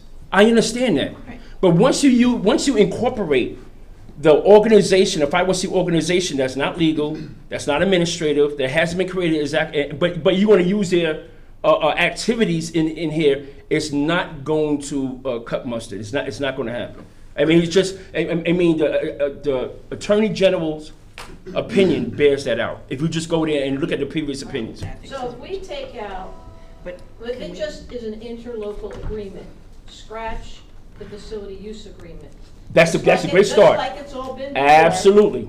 Okay, except now we have the sheriff's office in there. We can still keep the sheriff's office. Absolutely. But we have to axe out the whereas 501(c)(3) with PAL. That would have to also go. Oh yeah. Okay, and then that would suffice as a new ILA. But what we would need to do also is make up a facility use agreement. Absolutely. There you go. Absolutely. For the sheriff's representation. Absolutely. Legally, you're absolutely right. Okay. What she just said, what Sheriff Masao, you just said, you got it. I got it. It's very clear. So we're all very clear. Take out facility use agreement. That's a non-starter, right? Because that throws the ILA right out. So now when you I'm sorry. No, go ahead. So if you want to do anything with a PAL, Chief, good to see you. If you want to do anything with a PAL, it's going to have to be a separate facility use agreement. No problem with that. What you do with that, that's I hope you invite the community as a say so, but you won't be hearing as far as Mr. Everett Josie pounding the table that as a man right now is sweating. All right, so I mean, it'll be a different kind of agreement. So absolutely, so what you said is right. As far as the entities, we already talked about that. That's what the facility use agreement, what the ILA is for, period. Right. Well, I would imagine that the sheriff would have had, under the way this is written, right, the sheriff would have to have some agreement with PAL or any entity outside of this ILA, whether it's the facility use agreement or some other. But I think that the facility use agreement was put in the title was there because that was the intention out of the gate. But it almost doesn't matter anymore, right? It doesn't fit. Because we're interlocal agreement now, and there is no other entity outside of that. I mean, it could apply that the facility use agreement is between all of us, but it's almost doesn't really serve a purpose in the title. Could we hear from Chief? Yes. Chief Williams, please. Hi, good afternoon. Yeah. Thank you very much. I have a lot to say, but I will speak specifically to what we're talking about right now with interlocal agreements. So the sheriff has several interlocal agreements throughout the county with several entities to provide the services that a sheriff's office provides, which generally speaking is law enforcement services, but it's not always law enforcement services. We also provide mentoring, we have victims advocates, we provide many other services. So if the big hang up here is to strike PAL off of the interlocal agreement, strike PAL off of the interlocal agreement, the sheriff is still going to provide services at the center, which consists of mentoring, sports activities, and things like that. The employees who represent the sheriff's office will still be Artie and Kerry because they are sheriff's office employees. Their checks are signed by the sheriff, not PAL, and they're on the sheriff's payroll. They don't work, they don't work for PAL. They work for the Flagler County Sheriff. So if that's the hang up, that's fine.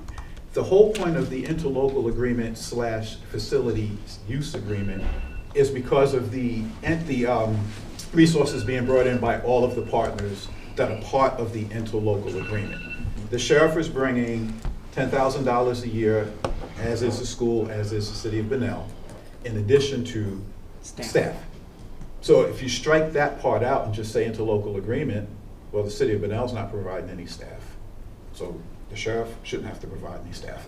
That's not what we want to do. We want to provide staff. We want to extend the hours of operation by having people there at night, especially this time of year as it's getting dark, to have someone there that the facility can stay open later and have more use, as we stated, more use for the facility. Our intention never was to come in and take over the facility. And that's why if you look at attachment A showing the areas that the sheriff's office would have basically primary control over, because we don't own it. It's a very small part of the gym, of the facility, sorry, I didn't mean to call it a gym. It's a very small part of the facility. That shows right there that the intention never was to take over the entire facility. We're very happy with the small part that we have, that we can. And as was mentioned earlier, yes, PAL has been around for a long time. We have provided services for the community for a long time. We do need a home. How can I tell you that I'm going to run a football league and I don't have a field to run the league from? Who's going to sign up to play? You don't even know where I'm going to play. So yes, a big part of PAL's or sheriff's interest in getting into the facility is to have a permanent home where you will see just what PAL can do for the community, because now with a permanent home, a lot of programs we've had to hold back on, we will be able to provide, because we will have a place and a time to say this is where these programs will be held. So that is our reason for wanting to get into the facility. Now, another thing that came up, and I just did a quick Google search. I didn't even delve into it, but something came up earlier about how many other cities in Florida have PAL mixed in with their city community centers. The city of Melbourne, the city of Ormond Beach, the city of Port St. Lucie, the city of Lakeland, the city of Cocoa Beach, the city of Cape Canaveral. Under what agreement? PAL and the community center. The question was how many other city community centers yeah, of course. have joined with a PAL sheriff's or police but office. Not under ILA. Well, I don't know. I didn't go that far. Well, that's that's what I'm talking about. Wait, I didn't interrupt you. Please don't interrupt. Okay. Finish, please. I was just looking up based on the question that came up earlier. I wasn't asked the question. I just did a Google search as anyone could do to see, because I said, you know what, that is a good question. How many other cities? And boom, there's 6 right off the bat. I didn't delve into it to see what the ILA was or anything else. I did read to see what they do, and they're doing exactly what we're proposing to do. Nothing wrong with Provide that. PAL services to the city, partnering with those cities and using that city facility. Under Because facility just use like us, agreement. they need a facility to partner. And in the one, I want to say it was Lakeland, one of them, it's right on their sign that it says PAL, along with the city, Lakeland City PAL on their sign. My point being that this is not unique. Everyone's making this seem like, oh my God, no one in the world has ever done this before. Because 6 cities in Florida that are doing it currently. Not And I'm under sure there are ILA, others. Chief, not under ILA. Well, you know, here's the thing, is that ultimately, I don't, whether or not, in the agreement, this part of it, I believe, is under the sheriff's purview on who they're going to choose to facilitate this part of that program. We're one entity in this interlocal agreement, and we are the school board, right? So just like we have our programs that we're going to be running there, the sheriff's not gonna tell us, hey, you have to choose this person. I think we're not in the place to tell the sheriff in this, as a partner in this agreement, who's gonna run his programs, right? But I think when I'm just going back in time, the concern is that POW was being given some sort of equal footing with government entities. It started out that way. The way it was written in there, right? It started out that way. Right, so, and we've gotten past that, and now we've removed them out. So at this point forward, what I see here is that we've solved that problem, and I appreciate you bringing that up, and when we all learned from that and modified this agreement to where it is today. And the last place that this is in here is in the whereas statement. Right. And so the question I have for you is that if we remove that from there, because no matter how we change this, I at least from my perspective, I would not want to limit the sheriff's office and tell them who they can and cannot use to facilitate their program. Just like I don't want to have that latitude on our end as well, right? So at the end of the day, where can we, within the body of this document, where can we move forward where the community that has brought you to be their representative, where can we finally close this chapter so that we can move forward? Right? Sure. Two things, as I said before. If the agreement is modified to a place, and it goes to Mrs. Massaro's, Cheryl Massaro's point before, it can't be 3 cooks in the kitchen. It's got to be 1 chief. Okay, so it's my understanding, and they're right behind me. I'm sure they hit me in the back of my head if I say anything otherwise, that the school district and the school board is who they have trust with. Up until now, and since 2011, you had operational control of these matters that's going on. They live well with that. They're pleased with that. So I know at one point, I think Chief Williams used my words one time. I should have trademarked it. He said priority. I said priority and parity. Oddly enough, he used my words. But the truth of the matter is, I don't think the sheriff's office should be in a place of priority and parity. I think when it comes down to any kind of dispute, all I'm saying is when it comes down, that's all I'm saying. When it comes down to, okay, was an issue with the scheduling or something going on, who is ultimately the decision maker, the arbiter? And I say the school district, I say the school board, whoever. I say it lies in between you two or whatever. I'm just saying that it lies here as a final decision maker. This, or we collaborate and all that kind of stuff. And let me tell you something else. Even though the Carver, they changed it from the Carver to governance to the Carver ILA. Yes, huh? Advisory. Oh yeah. What did I say? ILA. Okay. Carver ILA committee.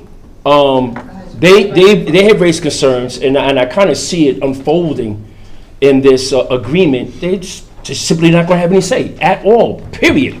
At all. And I also want to put it on the table, and I want to get too far ahead. But all I can say is that the governance board is now re-examining their funds or their situation in this ILA period. So that's on the mess, without saying anything more in regards to that. So I just want to bring those 2 things up. It must come back to community, school district, school board as a final decision-making arbitrator of anything that's going on if there's any kind of dispute. Okay, that will lend a lot of credence and ease tensions about who has say and who doesn't have say. But as I have read it, it's sort of that priority and parity. And I understand. Listen, I understand the sheriff, and I understand Chief Williams, and I understand that. But at the end of the day, this is a community facility. This is not a school. This is not a school and a gym and all that kind of stuff. Most of the agreements, and I've been involved in PAL for a long time, and most of the PALs I have seen, agreements that I have seen, was a lease, contract, MOU. It was never a form of an ILA. I'm telling you, it has no place, even with reference to the counties that was referenced by the chief here. So. Can I just Yeah, ask I a was going quick to ask, are there any clarifying? other questions for I Mr. have a quick clarifying question, and Chief Williams, you may be able to kind of help clear this up. because what I, as far as like who has the priority, who has the final say, we're talking about space, right? I mean, Correct. essentially, right? Where I'm getting a little bit confused is, and this is like a stupid example, but if I own a 4,000 square foot house, never will happen in my life. Hey man, you never know. I rent out one bedroom, right? I should expect that the person who is renting out that one bedroom, that's their bedroom. Correct. Sure. I own, and I have another 3,800 square Sure. feet. I They agree. can eat cookies in their room. Right. So that's their room, and they need to know that that's their room, Sure. right? Because they need to know that every night they can sleep there, or whatever. My understanding is the sheriff's office is. I'm going to say two things that go together. One, my understanding, Chief Williams, if I'm understanding you correctly, it's not mutually exclusive. Like, we will be part of the ILA so long as there is this. If there is not this, we don't want to be a part of the ILA. So it's almost like, I know we're talking about the facility use agreement, right? It kind of sounds to me like those go together a little bit It doesn't. for your entity. But, and not that they should or shouldn't, but that's maybe why they go together. But everything that you keep bringing up when we hear from you is, we have this I don't even know what the percentage is. It'd be really interesting to find out. What is your percentage of space Of the entire facility. of the entire facility? Could you pull that up? And so it's not, The my space? understanding is that The your attachment. amount Yeah. of space is not even up for grabs necessarily. Like, it is that is your space. So let me address that. Please, Okay. thank you so much. Thank you. So, right, the priority and parity is for the space that has been identified as sheriff's office. Okay, and it essentially, boy, I can't talk today, consists of the areas denoted in peach, pink, peach, whatever, on the board there. The only areas that kind of would not be up for grabs are the offices. They're private, you gotta have office space. The other room, the boxing room, whatever it's called, that's still part of the Carver Center. And if we came together as the parenting or guardian entities, whatever, the entities that control the facility, and something came up and said, hey, we need that room in the back, and we look at our schedule and say, you know what, we don't have anything going on that day, you can use the room in the back. Yeah, that's. So going back to my stupid one bed, like, I own this bedroom, that's my room, I pay for it. But if that family who's rented me this room is having extra relatives show up, and I'm not, or an extra Well, relatives, relatives, you and wanna they're gonna be loan out of, them the room. and that person who's renting the room is gonna be out of town for 2 weeks. Right, and And they they're wanna like, hey borrow your man, cool, they can totally use my room. Correct. But they get to decide. So do you guys essentially own that space? And as a community partner, should the need come up to use that space, then yes, you're approving that. But only that small amount of space. That would be correct, because the idea with the area denoted by boxing is that we would set up a boxing ring there. That's not something you take up and put down every night. It's kind of a permanent structure. Yeah. So yes, for the purpose of that, yes, we would want to own that, because you Just can't like the just move offices, a boxing yeah. ring, and Yeah, just like the offices. So it's almost as if the Carver Center, you could think of it as like the Carver Center for the community exists in this square footage, that had, there's this, and then almost like you guys are essentially your own entity, but sharing your Well, we're not our own space. entity, because we would be providing services for the entire community Gotcha. through use of the facility. And I know you have a lot to say, but that's the other piece that I wanted just to talk about. Again, just being very just transparent about everything, because it's come up, I think, a couple of times and really our focus should always be on students. Correct. That's why we're here. And so if we have Bunnell students, I don't know if there's the fear of what their comfort level is. I know when I was in high school and I was having fun with my friends on Dakota Avenue and we came across a cop at, Taco Bell, I was like worried that they thought I was on drugs, because this has always been me, right? And so I think like that's something too I would love just to have you at some point speak to, is like, because what I'm hearing is just a comfort level So, there. Deputy, he used to be a Detective Erlinson, is a deputy sheriff at the Flagler County Sheriff's Office. He does not wear a uniform. He dresses usually in shorts and a polo shirt. That's his uniform of the day, because he represents PAL, but he does work for the sheriff. Kerry Henderson is we call professional support. We don't call them civilians. She's a civilian with the sheriff's office. She does not wear a uniform. Those are the two people who would be assigned to the facility. No uniforms. Now, yes, would uniform personnel occasionally come into the facility? We do now. Yes. I go there once a quarter for my meetings and other events that I go there for. So sure, uniformed personnel will occasionally come through the building. Do we have any examples of conflict that students are there having fun and all of a sudden they found themselves arrested? Like, do we have anything to go off of that where there are concerns for something that has happened in the past? Can I lean to that? Please. And I see this from my broad experience of one, going through the PAL as part of my growing up, in the PAL and being on the police force with the PAL. I know there, and I was in Harlem, and it's a duty on the police force to acquire certain trust in the community. I don't see that here at all. And frankly, not with me either. And which causes me to, be a little bit more legal than I really want to be here, okay? There has to be a trust coming in and with the sheriff office, with the members of the sheriff office. I'm telling you right now, there's a grave concern about uniformed deputies at the doorway running names and numbers and preventing preventing people coming in, and meanwhile, this kid's playing hockey on the floor. I mean, I'm telling you, this is a concern. It's a legitimate concern. All I can tell you is that it took years, and it took a period of time to garner the trust with the community. And needless to say, we played basketball with them. They came in, they didn't have to worry about us putting handcuffs on them. In fact, they came to us, and give us some great intel that led to big arrests. I'm just saying that, I'm just as an example. That's the kind of trust we have. Unfortunately, it's just a feel, we get to feel, and I'm telling you, Dave is a great man, and he's a great chief, and we've known him for a very long time. But I'm just talking about the sheriff office as a whole. I'm talking about the display of art on behalf of who's the executive director of the PAL. Frankly, without, for lack of better terms, he didn't do a very good job in garnering trust and faith as to what he wanted to do. There's a relationship opportunity. But there's also you can't start to build trust unless you start. Oh, no, that's not true. I mean, we're all in this community No, here. but what I'm saying is you got to start somewhere. Okay. I just wanted to say too that if we're some of this, we're getting a little bit repetitive in some of the concerns here, right? Right.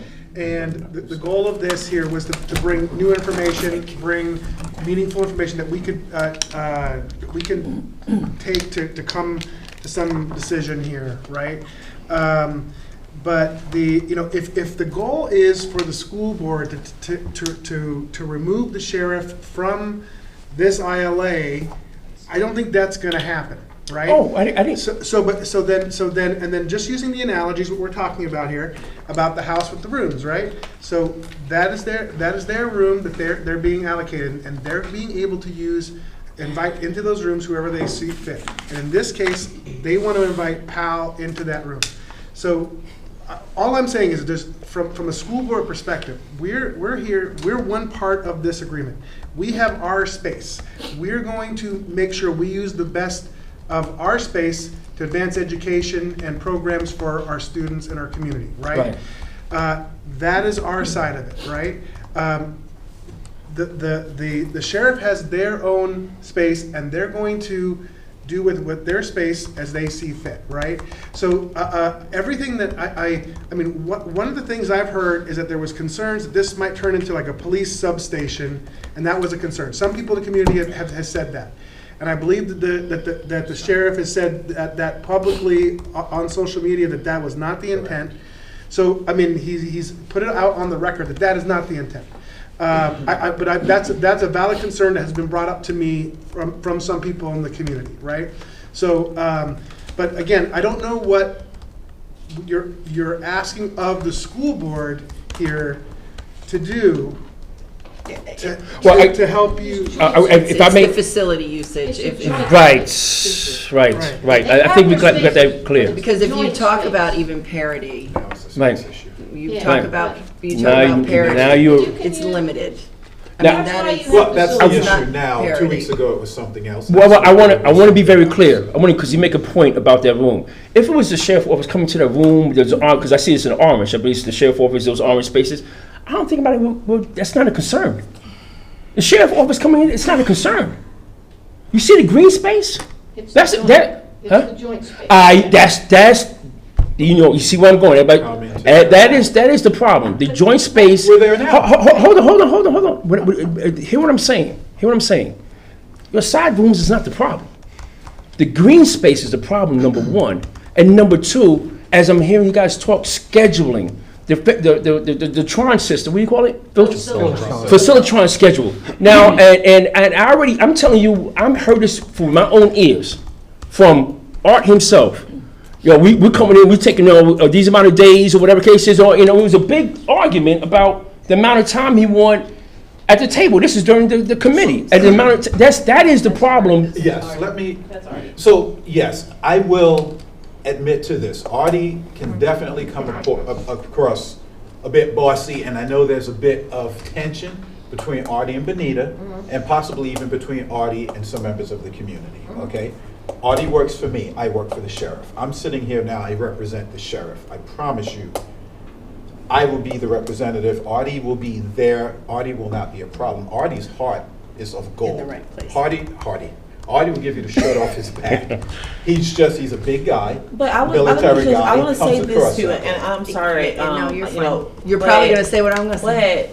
But along this process of working over all of these months, we have, at the direction of the working committee, sat down with Artie, Benita, all together. So, there were things in the beginning that have since been resolved. And some of that, again, resistance stems from a lack of clarity. Right. They too have had to understand, what will this look like? Right. And that work has been done. Correct. They have had those meetings, and that has not been an issue brought up since then. It was addressed. It was something that was in the beginning work, but Artie and both Benita at this time understand what their position would be if the current language were to go forward. Now, if the language changes, then we got to bring them back to the table so that they can understand. But they currently know what their roles will be within this ILA. What, Chairman Fury, what I was just going to share is this has been a great conversation, but there are elements of this conversation that are really not appropriate for public consumption. Talking about personnel is not okay with me in a public meeting. I wouldn't want somebody doing that to me, and I respectfully would not want that done to anybody else. I would strongly recommend that if you want to continue this kind of a conversation, that have a side meeting with all of the entities involved, hash this out, bring whatever recommendations are back. My understanding is the major issue is that facilities is included in the ILA, and that's it. I don't think there's anything wrong. I believe it's appropriate to have an ILA with the county, with the sheriff's department, and with the city. Obviously, if the sheriff's department wants to use whoever to facilitate programming, the end of the day, I love the idea of kids getting access to programs like boxing and other athletic sports that they don't have now. I fully understand and respect where the community is coming from and feel they need to have a consistent and ongoing voice at the table. And I do believe there needs to be one ultimate, at the end of the day, decision maker, not 50 million chiefs making those decisions. I agree. Outside of that, we need to move on, because what I don't want to see happen is I don't want to see a partner who could bring programming in, such as boxing and other athletics, who wipes their hands and says, you know what, forget it, I want no part of it. But at the same time, it all has to be put in perspective, where that is their piece, providing that programming, the community is still involved and has their hands in the programming and their piece, and the school district obviously continues with what they're doing. But respectfully, I would just ask that we table this conversation. We table the conversation. And I don't know if table, but I think that I'm sorry, I didn't mean table in the sense of table the agenda item. I just meant, I don't think it's appropriate to talk about personnel. But we brought some extra people up to the table here to add, right? And that was the intention, is for us to learn a little bit more about different perspective so that we can build off of that. So if there isn't any more questions, or then I'd like to bring it back to us, and we can digest everything. Yes, sure. Okay. Yes, that's So good. thank you All right, thank very you. much. Thank you. Thank you very much. Thank you. Appreciate the time. Thank you. Don't forget your jacket. I know, I will. I appreciate the time, thank you. I know, we can make this. Getting there. All right, thank you all. Thank you. Thank All right. you. Thank you very much. So, more just to reconcile some of this here, I from what I see here is that if the title of this here was changed from an interlocal agreement between, and take the facility use out, because I really don't think there's a need for that unless legal says that it needs to be there. I don't really see a reason why facility use needs to be in the title of this agreement. And then if it's not absolutely imperative to have PAL mentioned in the whereas, I think the public is aware, it's been put out there. There's no surprises here. That's the nonprofit that the sheriff feels that would best suit the needs of their program, to take that out. Because again, it's not binding. The sheriff could change its mind in the future and change that provider anyway. So maybe it'd just be a little bit cleaner, and it wouldn't tie into some old concerns that were already resolved. Yeah, I think the only thing that we need to be careful with is we need to, I think, be conscious of the way that we move forward with the county. And that this doesn't become a back and forth thing. Because we want to deal with this efficiently and appropriately. Facility has been in the title, I think, since the original agreement. So I don't have an issue with amending that, but I'm just saying how we move forward with the county. I think we need to, I'm not saying tread lightly, but respectfully need to move this forward. Right, because this will just keep going around in circles. Correct. And the as far as the word in there really doesn't bother me if the county wants it in there. I think it's just a matter of the community being reassured that the previous concerns are actually resolved through the modifications that we made that brought us here, which took PAL out of the interlocal language. So, and that's been done, but apparently there's still members of the community that feel that there's still something more there. And I'd like to appease that, but I don't know what more that can be done with this agreement to change that. On a final note, Chairman Fury, I would just lean into, let's shoot the question off to the Attorney General. And I mean, if it's 2 weeks, it's 2 weeks. Then we have an answer and we don't have to worry about it. Do you know what I'm saying? But so what the specific question, initially that question was, can a nonprofit be part of an interlocal agreement? So that was the reason why we were going to the Attorney General. So then what are we now asking? I think the question is, can a facility use agreement be part of the ILA? That would be the question. Ms. Gavin? Well, I mean, currently, so for example, with the city, we have the Indian Trails fields as a facility agreement. Yeah, that's true. I mean, that's true. true. We do have that where we have a conversation with the city of how we have that which we own. Oh, great. Just weather alert, just We have been tracking our buses, and we are still in a good place. Tornado? Warning. Warning, a tornado warning. 5:30. Tommy's in the room. He'll tell us if we need to go to the stairway. Take cover now. And we're sitting under this big green dome. So all I'll say is let them work that, and they'll tell us what our next steps are. All right. We do have facility agreements that we've entered into with other governmental entities on how we are going to share those spaces pursuant to Chapter 163. That's the whole purpose of the interlocal agreements, is where we're sharing those spaces, sharing so that the city or the county doesn't have to build those additional facilities, or the district build those additional facilities, when we can say the school's going to have them for this purpose, county will have them for this purpose, or city. So the use of the word facility incorporated into an interlocal agreement, we do that frequently. It's not unusual. Okay. So I just wanted to point that No, out you're to right. you. Now that I think about the facility use, is facility use in the title? It is currently. No, I mean in the. Yes, with the trails. So, real quick, for Indian Trails, it's site sub-agreement between City of Palm Coast, Flagler County School District for joint maintenance of certain ITMS facilities. So it's not an ILA. ILA. It's a sub-agreement of the master agreement, interlocal agreement. Okay. It's yeah. So should. But the master, I don't want to make it the so master ILA I think sets forth all that of the the staff different has properties that Enough direction. I think we got clear. that either we own or they own. Okay. Okay, all right.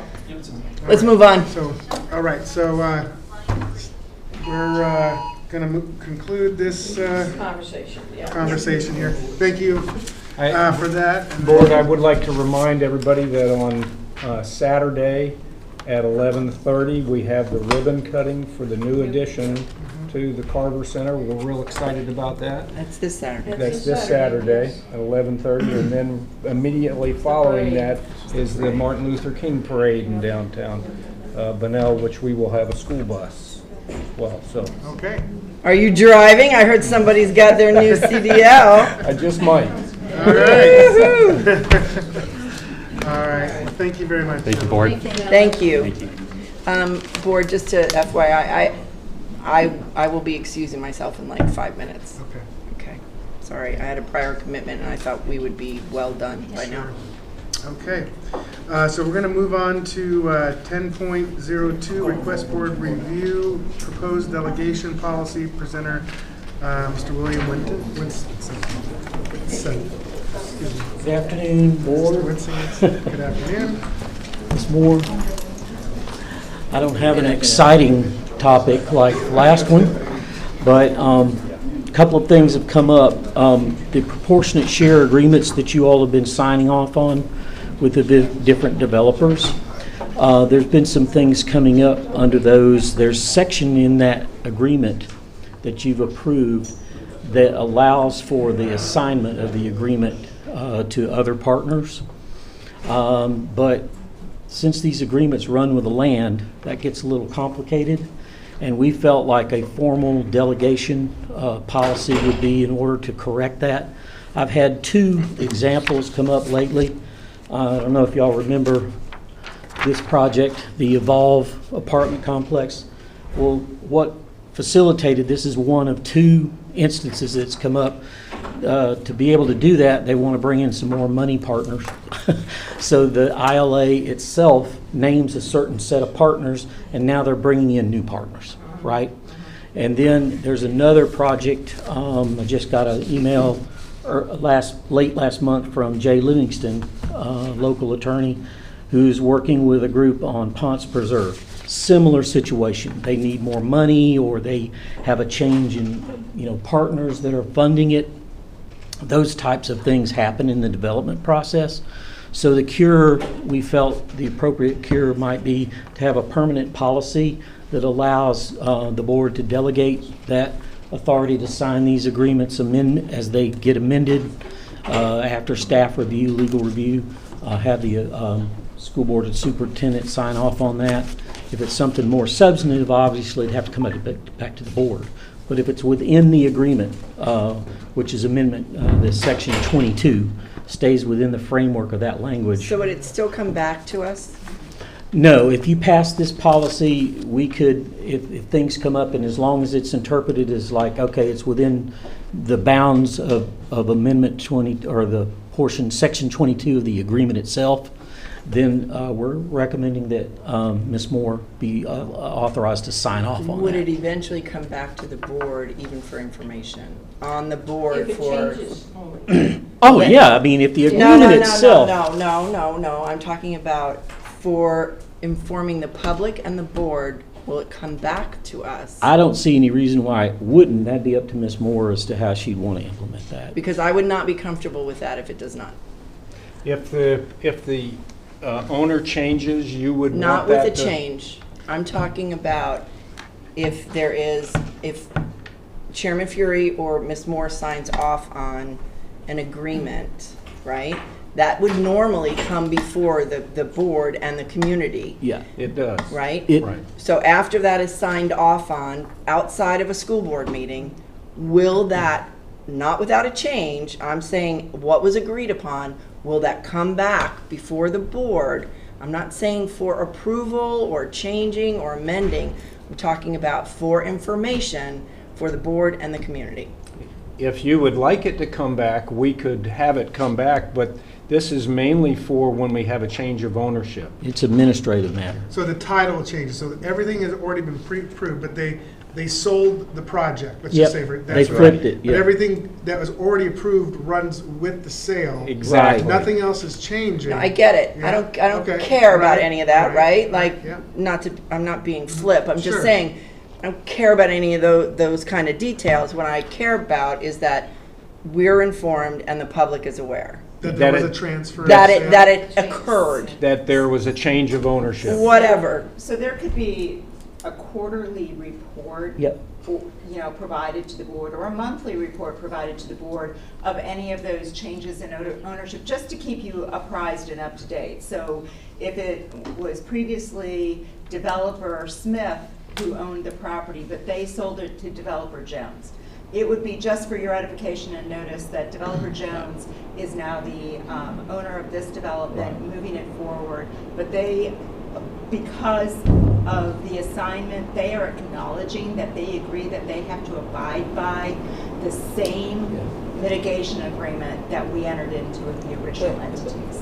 But if myself or Mr. Furry is gonna have to sign it, we can bring that back with every informational, because we're having That's what I'm signed, that's saying. what you're I'm not questioning anybody. For transparency, I think that's a great That's idea. all. I'm just saying we'll for If we just bring transparency. it back under operational services and just put it as an information Information only. update. But I would like to be able to tell the developers, hey, we have this, mechanism that allows us to do that administratively. For example, the one that came up, they wanted to close on the land on January 4th. So But I they're just saying- Dr. Conklin saying, she's okay, I'm okay with us putting that procedure in place so that it can happen. Yeah. But we just want to know that it did happen. Sure. Right? Is that what we're talking Yeah. about? So, Yeah. There's no problem So with the it. next Just informational, transparency. next informational workshop,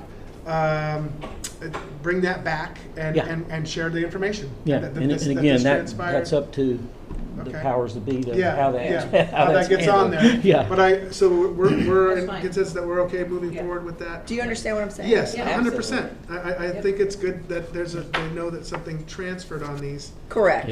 Correct. Projects. And in the cases of the two that have come up that are causing this discussion, that's all it was. It was different partners getting named in the. Yeah, I don't get But that. it allows for us to correct our record Yeah. too, They so didn't- that someone can go back and It's see. it's Yeah. part of the public record. Yes. That's And- all. And it doesn't delay, if we have this procedure, it doesn't delay that owner or that new Correct. owner from moving forward. I don't have an Right. issue with that. Okay.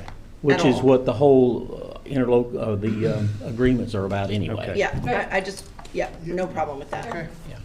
All right. One quick thing to the next ILA working group to prepare for the oversight committee. Yeah. That's going to happen next week, the 18th. Okay. That's Dave and I are going to facilitate that, and then Oh. the actual ILA working group and the oversight. oversight group will be February 21st. Okay, we're in Tallahassee. Yeah, we'll have that meeting. That's a staff level meeting. Okay, you don't need us. No, yeah. The working group is next week. The working group, you don't need us Correct. as part Nope. of that. Okay. Correct. It's just to prepare the way for when Just we wanted do to have make the sure. policy I gotcha. meeting. And Oversight if you want a meeting is briefing, in February. we can get together before February. Yes, that would be beneficial, I think. Yeah. Sorry. Okay. Chair Furrier, I do recommend that we pull 10.03 And we will bring that back before you at the January meeting. Okay, very good. We can do that. Yes, And, the January information meeting. Okay, now. Thank you. Thank you very much. And let's see here, we have Human Resources, 11.01, request board approval for personnel items. Do you have to go? I'm gonna scoot. Dr. Gunn, I just want you to. Well, can we change the order if there's Yeah. information you need to share? Well, yes, let's just really quick go to, there's, can you come, Chris? We needed to address this is not on the agenda. Is this old business? This will be old business, for the letter of interest, the RFPO for school board attorney. Dr. McGee, can you stay for this here? Because I think it's important for you to be part of. Yeah. Okay, yeah. So, good evening, Chair, board members, Superintendent Moore. Last week, we received 2 submittals for the request for letters of interest for the school board attorney. I have dispersed each of you a copy of each, along with what I call selection committee guidelines. It's kind of the process of what we are going to go through. It's probably a little bit more technical than, because we usually use evaluation criteria when scoring proposals that come in. And we didn't set any kind of criteria to score these like we do when it's more of a little more technical evaluations. So really what the next step is here is these are your copies to review, make notes, before we all come together again we need to set a date to come together to proceed further, where you would discuss your evaluation of each of these firms and where we would like to go with either of them. So we'll need to set. So this is our homework. Homework, and we'll need to set a date. So maybe we can do this through Lorraine. If you could, can we have you send out emails to request dates for so we can meet on this here? Is Gray Robinson? They're big. Do they also do? Are they a big? They have a big lobbying firm in Tallahassee. Yes, they do. Yeah. Okay. Very big. They do. I know. I believe they're based out of Orlando, or like maybe one of their main offices. I think McDougal worked for them. I don't know about that, but they're all over. They're big. So just so you know, when it comes to formal solicitations like this, we have 30 days. Statute allows us 30 days. These are not public records. So what you have in your hand are not to be dispersed to the public, Okay, good. not to Good be know. discussed. If you're contacted, we are protected by Florida statute to not provide these from, to anybody, whether it's another firm, anything. The last school board meeting, we were told there was a license, who did you say? Yes. Expressed interest. They expressed interest, and that was something we were going to talk about too here, is they expressed interest to be our interim school board. Right. Somebody? And whether, it appears they did not respond to this here, but they did, said they would be interested in doing the interim.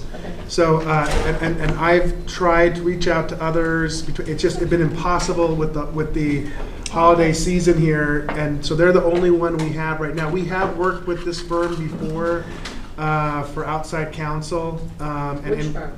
Weiss? Weiss, yeah. That's what I'm saying. I know that.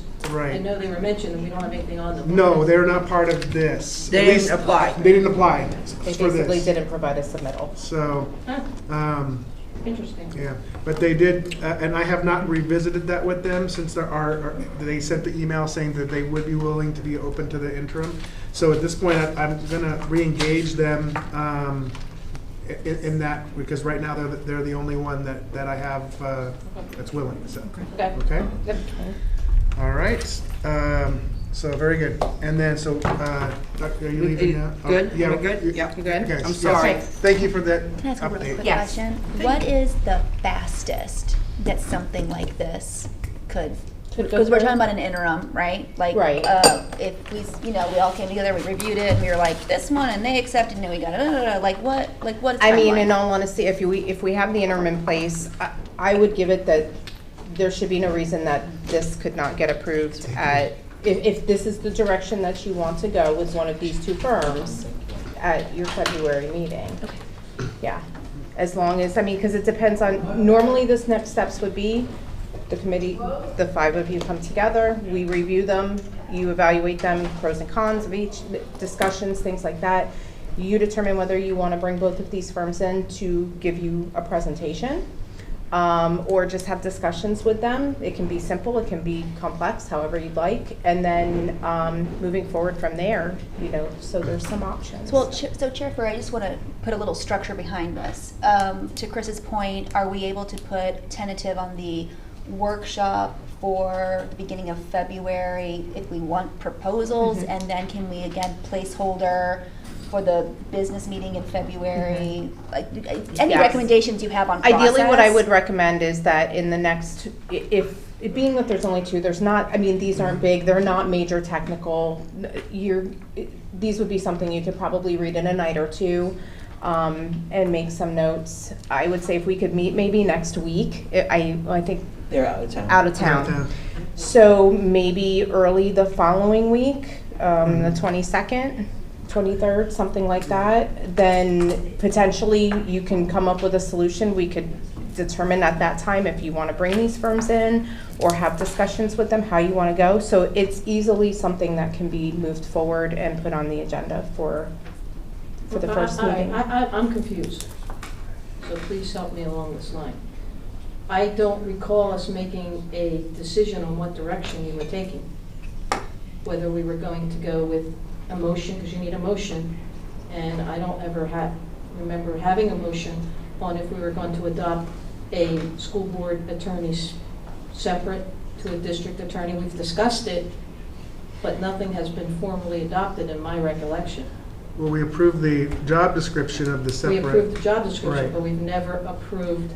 Does that need to be on I would think we agenda have to, for the end well, we of have to this month? decide what we're doing. I mean, I don't know what we're doing. Right. Are we going to continue to hire one attorney and then they'll do that, or are we going to go with the school board representative and the district attorney? We've never really formally made any decision, and I think we better do that first.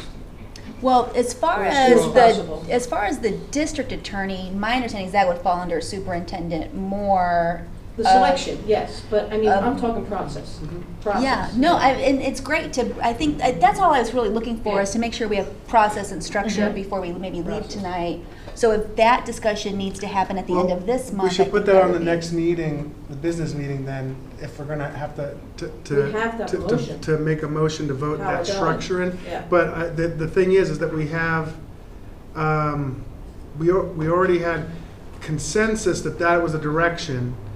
Now we have these to choose from, and so, which we haven't, we're looking at an interim for us, for the school board, and I believe there is, for the school district, we have some outside counsel that could be used while this is all.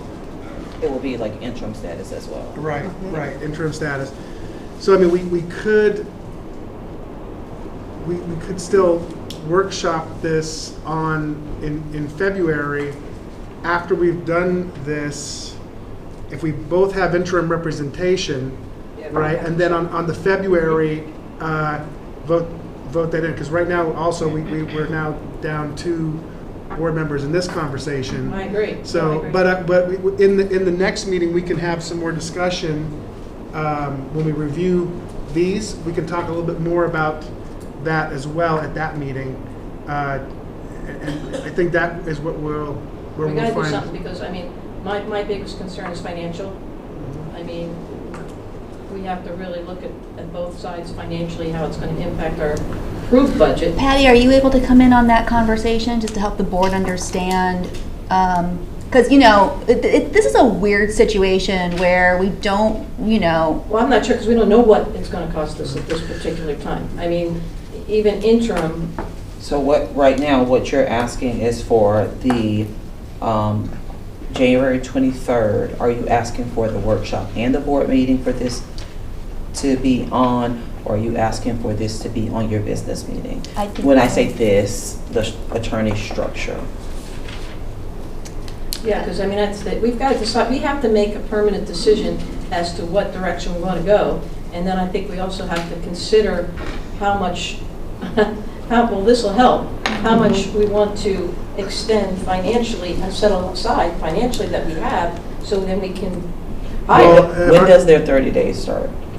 You say they have 30 days. This opens on the 4th, so, I mean, technically, 30 days just means that they're not public record knowledge, you know, so these But these not are a time protected. clock on decisions. No. But You like to superintendent- usually get a decision made within 30 days. You know, it's 30 days or upon recommendation of award. So, I mean, we're looking at early February. If not, all that does is that the contents that's in here is able to be released to the public. Chair Furry, can I just say what I would need as one vote to answer Superintendent Moore's question, and to also speak to, I think, what Cheryl is saying? I mean, I would need Chris to, even something you've come forward with, you know, whether we're talking about food or whatever, it's like, this is who you have to choose from, right? Like, this is, you know, here's what it is. I need to know your expertise in this matter. I need to know from a budget perspective, like what can, Superintendent Moore needs to be in the mix, because when we're talking about, do we want one or that, you operate the district, so your voice and only your voice is what matters for your side of the house, right? So I feel like, to answer your question, we need to have a robust conversation at the next workshop, with also at a minimum this on the placeholder for the business meeting, should there need to be a vote on it. We do have direction. Okay. So then why don't we do this? Why don't we, at our, Ms. Thompson's going to send out for dates that we can meet. Why don't we, while we're reviewing this, have that discussion? I'd like to have Ms. Warmack there to talk about, so we can talk about budget items, and of course Superintendent Moore, and then let's make that decision there, so that we can set a date to put it on a business agenda to vote it in. After at the same time, we're looking at who has responded as well. So we can do that all on the same visit. And it's still within our 30 days period of time. And then I think we'll have a clear direction, and hopefully everyone will be there so that we can have clear consensus on our move forward. And Chris, these are both firms. We need more than consensus, one more motion, because Well, we're but changing our. what I mean is our consensus on when we're going to put this on the agenda so we can make that We motion. got to get direction. At this point, we have no direction. We're looking at a number of different things, but we need to know what direction this board is going to take. That's where we need to go. Correct. And can but discuss that. overall, that it has been, the conversation has been, this is the direction the board has been wanting to go. But now we're in the 11th hour. We have to make that final. Yeah. So I agree with you on that. Okay. So for recap, Ms. Thompson is going to push out some dates of possibility for the week of the 23rd for Chris to walk the board through these documents. We are bringing forward the attorney structure for the workshop informational on the 23rd, and we have a placeholder on the 6 o'clock business meeting in the event the board is ready to take such action. Yeah, the only name I didn't hear in the mix of all of that is if I review this one, and I as one vote love it, and their rate is $20 billion, right? So that's where, like, I need Patty in the mix to say, Patty, love them, do we have $20 billion for our board attorney? So I just want to make in sure that conversation at that meeting. I just need to make sure Yes. everybody who we really need to hear from, because, yes, Chris? Yes, well, we know how much money and salary's already been budgeted for, and benefits. So that would have, I assume, is going to be where we're going to be kind of. Starting. Yeah. And I think Yeah. you'll find when you review these, what is in there, you're going to have more questions. So I Yeah. think once you see what's there, you know, that's when we come to the table, those will be the questions to Did we ask. already vote on the dollar amount that's gonna be spent? I didn't think we had. Okay. We don't know. So you're saying that as like that, the We'll just be working target or? within the framework of our current Of budget. what budget we currently already have have allotted for for legal that. fees. Got So you. That's Got where we you. need to find ourselves. Okay. Okay, so we're clear on that for Got- there? got- Okay. Wrote it down. All right. Thank you. Very good. Thank you, Chris. So, and while we're in old business, just an update, on the motion for termination of Ms. Gavin's contract, there was no mutual agreement that was reached prior to the deadline. This last week, I reached out to Schutz and Bowen, and because of the holiday, they were still not back in the office. So I was able to connect with Mr. Norby yesterday, and he had said that we could expect the letter that's necessary to be prepared before the end of the week. So just if anybody has not sent in their cause, it needs to be in by tomorrow to the attorney, and so that they can prepare their letter for termination with cause. Okay? So now that, so we'll go back now to, 11.01. where were we? 11.01. Yeah, 11.01, request board approval for personnel items. Exciting news. Yes. Yes, thank you. Good to see you. Thanks. It's awesome. Thank you. All right, so it's just our, personnel agenda. Mhm. We've got, we certainly have some resignations coming through, but as you see, we've got multiple instructional appointments that are being made, and I just saw a few more come through today for recommendations for hire for teachers, so nothing Any really. questions on? That was my concern. We've got quite Yeah. a few teacher resignations, and yet we have no hires on this. So hopefully, You maybe should, this is updated. yes, there's an updated one that we put up, so there's What do we get? 6 That's for instructional leaves. up there, and then I just saw one more come through today right before I came up.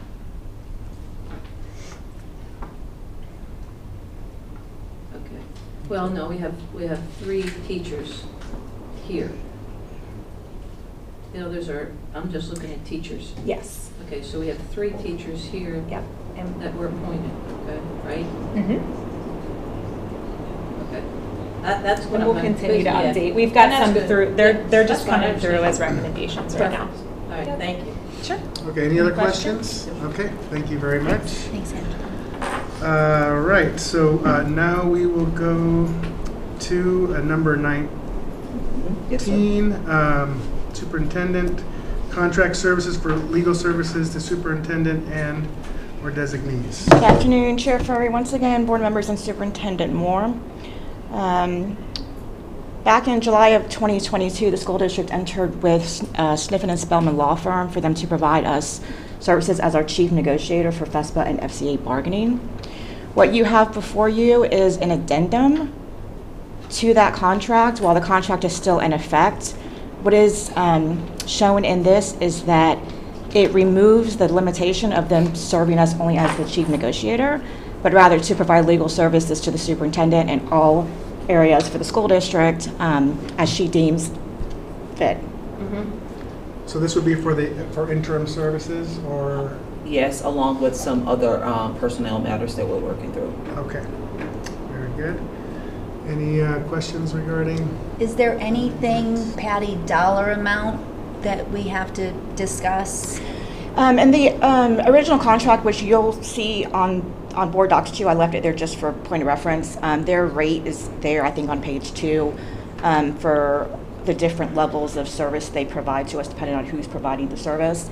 What we will do to get us through the rest of this fiscal year, or to just get a PO after this is approved, is just do an open PO for probably about $30,000. That's exactly. Which is well within the, what is it, 50,000 that Yes. you? Okay, and that's really, thank you. So you're well within And that. so for you as a board, just for fiscal oversight, any of these, anything that we will be going to them for beyond chief negotiation, all of that will funnel through approval process through senior cabinet first. So it will not be that there would just be this open access to them, but all of those requests, all of that information will funnel through senior cabinet first to ensure that we're being conservative with the dollars that we have allocated for this support. Okay.